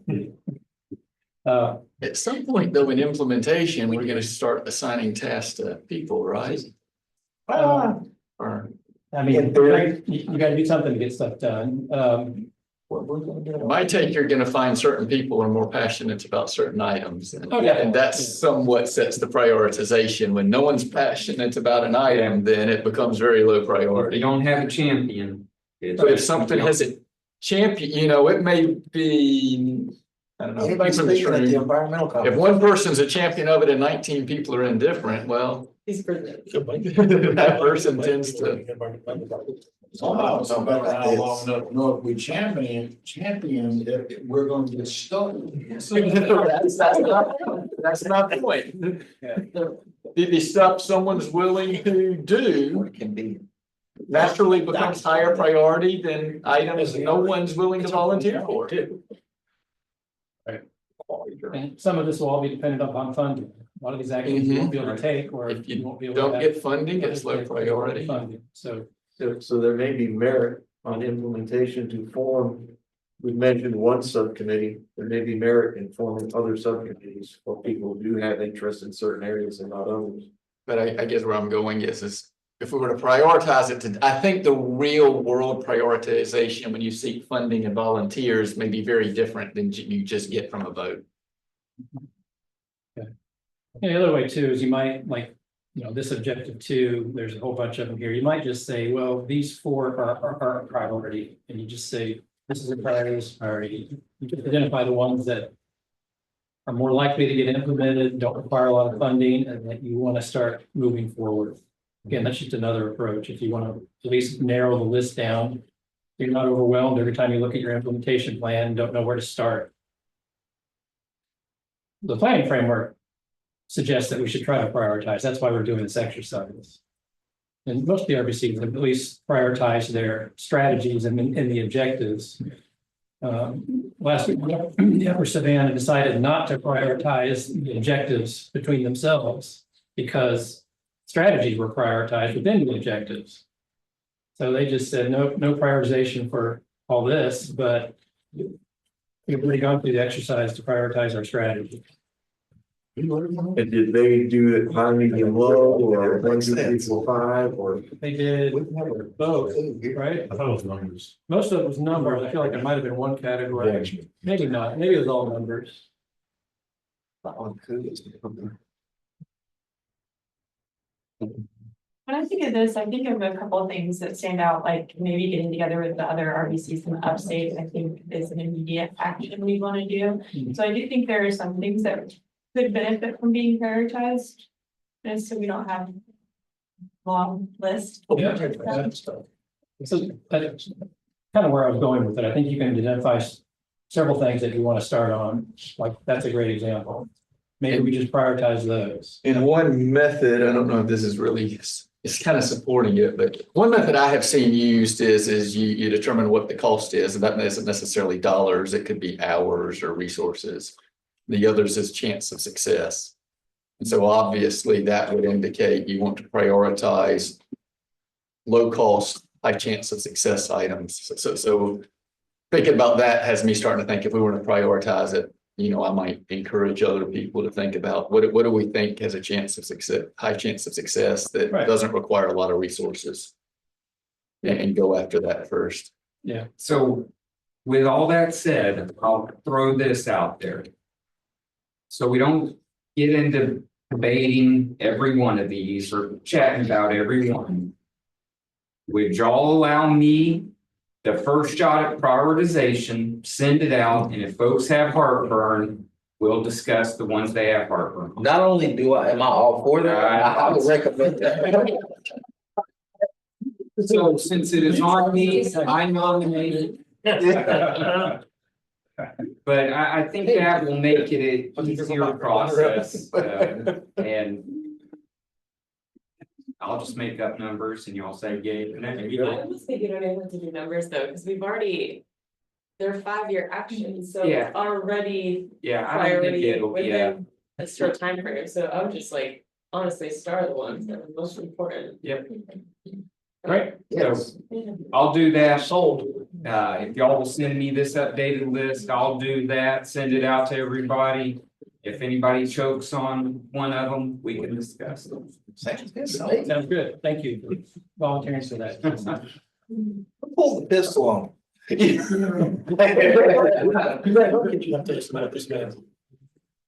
All right. Please make sure I save this. Please do. Please. Yeah, that would be tragic. All right, 2 years of work, start over. Okay, I'm gonna save this for next meeting's discussion after you look at your other ones. Be thinking about whether you even want to prioritize these. Again, some RBCs have and some haven't. But I don't want to do that until after KC has gone through and you all looked at what he thinks is a priority. If he identifies a bunch of things and objective 2 is a priority, that might suggest that objective 2 is a priority over the other ones. Okay, let's talk about water SC.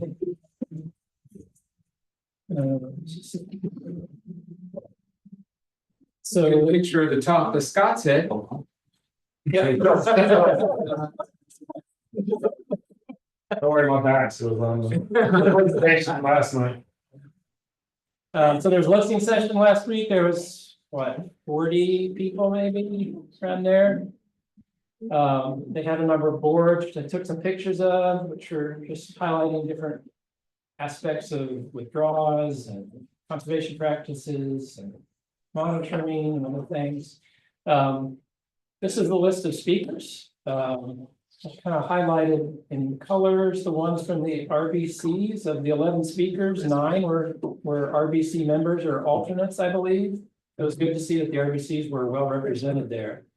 And I should note too, the speakers, and especially Catherine, she did the best job of this, noted that, you know, when they were speaking on behalf of the RBC or when they weren't speaking on behalf of the RBC. And I just want to emphasize that if you do something similar, you know, make sure that if you're speaking on behalf of the RBC, it's something that the RBC has agreed to. If it's your own water use sector or your own interests, make that clear. The comments have been summarized from each one of these. John Rivers on PD. Oh, is he? Oh, I didn't know that. Yep. Okay, so I missed one. 10 of the 11 were RBC members. The draft of the surface water report that Water SC is working on is going to have a summary of the comments from the listening session, I believe. Is there any other, Catherine, you were there, Rebecca, you were there, Melanie was there. Actually, Saluda had the best representation there. Casey was there. You had 4.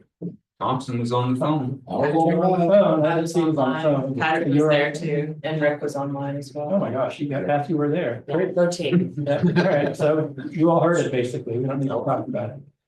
Almost had a 4. Catherine mentioned that the appointees have been appointed for the Surface Water Study Committee. That's who's been appointed by either the governor, the president of the Senate, Speaker of the House, the Ag and Natural Resources. They've got a meeting Thursday, January 23rd, 11:15, Black Building. That's all I know. All I know came from Catherine. Where'd you get your information? Somebody. No, no one. No one. Anything else? Fingers and lots of pies. Casey or Catherine, you wanted to mention about Water SC? There's a meeting tomorrow from 1 o'clock to 5, the same place, Phillips Center. I'm not this. I think the only thing that's like, I'm a little uncertain of is, so the comments that were voiced out loud, but then there's the QR code and there's also just like the link for people to submit comments. Are all those comments gonna be made publicly available, do we know, or is it really just going to the Water SC for them to digest personally? I would assume they're gonna all be made publicly available. I can't imagine that a public comment wouldn't be made publicly available. Yeah. I can't speak on behalf of CES and what they're gonna do. I don't know if you guys know. I mean, I was expecting, I guess, cheap, but I don't know. Yeah, Joe, if you're listening, I heard that question. Do you know if all the public comments submitted, different mechanisms are gonna be made public?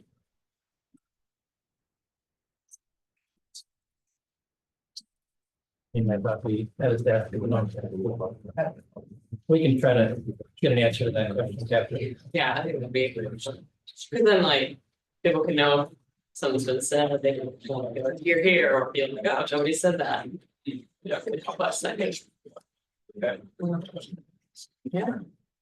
All right, last but not least, upcoming meeting schedule. So we made great progress with our implementation plan. Grace has been taking notes and listening, is going to take my edited version, and she's going to write chapter 10 and include that implementation plan. At that point, you'll have the opportunity to look at the part of the table that I wasn't even showing during this discussion, which is long-term goals, parties, budget, if we can come up with something, potential funding sources, if there are some identified. Yep. So please review that when we submit you a draft of chapter 10. We're also gonna finish the working draft of chapter 9 and get that to you within the next 2 weeks. That shouldn't be a heavy lift to finish that now that we've settled on our recommendations. And then I think we still need chapter 7. So you're gonna have 3 chapters that you haven't seen before. You've kind of seen a draft of chapter 9. At the same time, for the next meeting, I've been promising Melanie this forever now. We're gonna address the comments that have been submitted in the comment log and recirculate that on the previous chapters. So my goal before the next meeting in February is to send out those 3 new chapters and hopefully send out all the other chapters that we've addressed comments on. You'll definitely get the log. I'm not sure if we're going to leave it in track changes or not. Maybe we'll make 2 versions. 1 track changes and 1 not track changes. So you can better see where it's been pressed. What track changes meaning clean? So there'll be 1 that's clean, and then there could be 1 that you leave track changes on, so you can more easily see. Clean meaning you accept it all. Right. Well, in Word, we won't accept them, we'll just turn them off, but they'll still be there. But we'll print out a PDF where they've been accepted, basically. They're turned off. So I'll see what's been accepted. Yeah, right. It'll be, Not the draft. right. We want progress metrics next time. Okay, yeah, and then we're gonna be working on progress metrics next time too. So that's the last step we have to take. And actually, when we send you a draft of chapter 10, it's gonna have everything except the progress metrics. And it's not gonna have the final voting on the draft plan either, which we'll probably do in, no, I don't think we'll probably we might be able to do it in March, maybe April. So there'll be 2 sections of chapter 10 that won't be there until we finish the progress metrics and the draft voting on the plan. Yeah, so March, actually, the first public meeting probably end up having to be in April, since we have to note it 30 days ahead of time. And the second public meeting probably going to be more like June, since we need 30 days after the public meeting and then time to address comments. So the next meeting, progress metrics, and then we'll be looking at any significant comments and how we've addressed them on chapters that we've submitted already. What we'll ask you to do is, I'm going to put the emphasis on you to say, hey, I want to talk about how you address this, or, you know, I have a recommendation based on how you address this to further improve it or something. We're not going to go through the list of 433 submitted comments or what it is now. We're going to leave it to you guys to say, here's what I want to talk about. Okay. So that means you're going to have to look at it ahead of time, and we'll make sure we get it to you at least a week ahead of time. As quickly as we can, basically. Last point is, I think Kirk's going to be facilitating the next meeting. I can't be in 2 places at once. I've got a standing meeting that I've missed for the last 2 years that occurs at the same time, the same place in Raleigh, and I have to be at this next one. So Kirk will be here, and he's going to walk us through the progress metrics and finalizing draft sections, and that'll pretty much be it. Before we give you a full executive summary and plan chapters for a final review and then a vote. Any questions about that? The public meetings, where will they be? Are we targeting, I mean, Lawrence is a nice central location that probably no one would go to. You know, Greenville and Columbia are probably. Well, a good place to have it. There hasn't been a lot of public attendance, no matter where we've had the other basins. The PD last night was sparsely attended, as has been the other ones. I mean, people do show up, but the approach would probably be to do the first public meetings, you know, more in Columbia area or Greenville area, and then the second public meeting in the other area. Makes sense. But That's just. it's still to be determined. Yeah. What's the budget for like raffling blow up paddleboard or something, get people to show up? I don't know, I think questions. Money, right? I don't know that. Conversation, what are we talking about? The way to encourage public attendance at the meetings, the suggestion to offer a raffle. Rough out there, get public content. Yeah. I don't, we do that sometimes, we do giveaways. Just need to find somebody to donate it, huh? All right, well, I can't believe I'm saying that, but we finished early. So thank you for all the good discussion and reaching consensus on recommendations and breezing through the implementation plans. Give yourself a hand. Katie, anything else? Catherine? No, I've been told that I started this meeting and I have to end this meeting. So, motion to be done today. So moved. All right, thank you, everyone. Thank you online. Well, dinner, your name tags are back. Your name tags are back.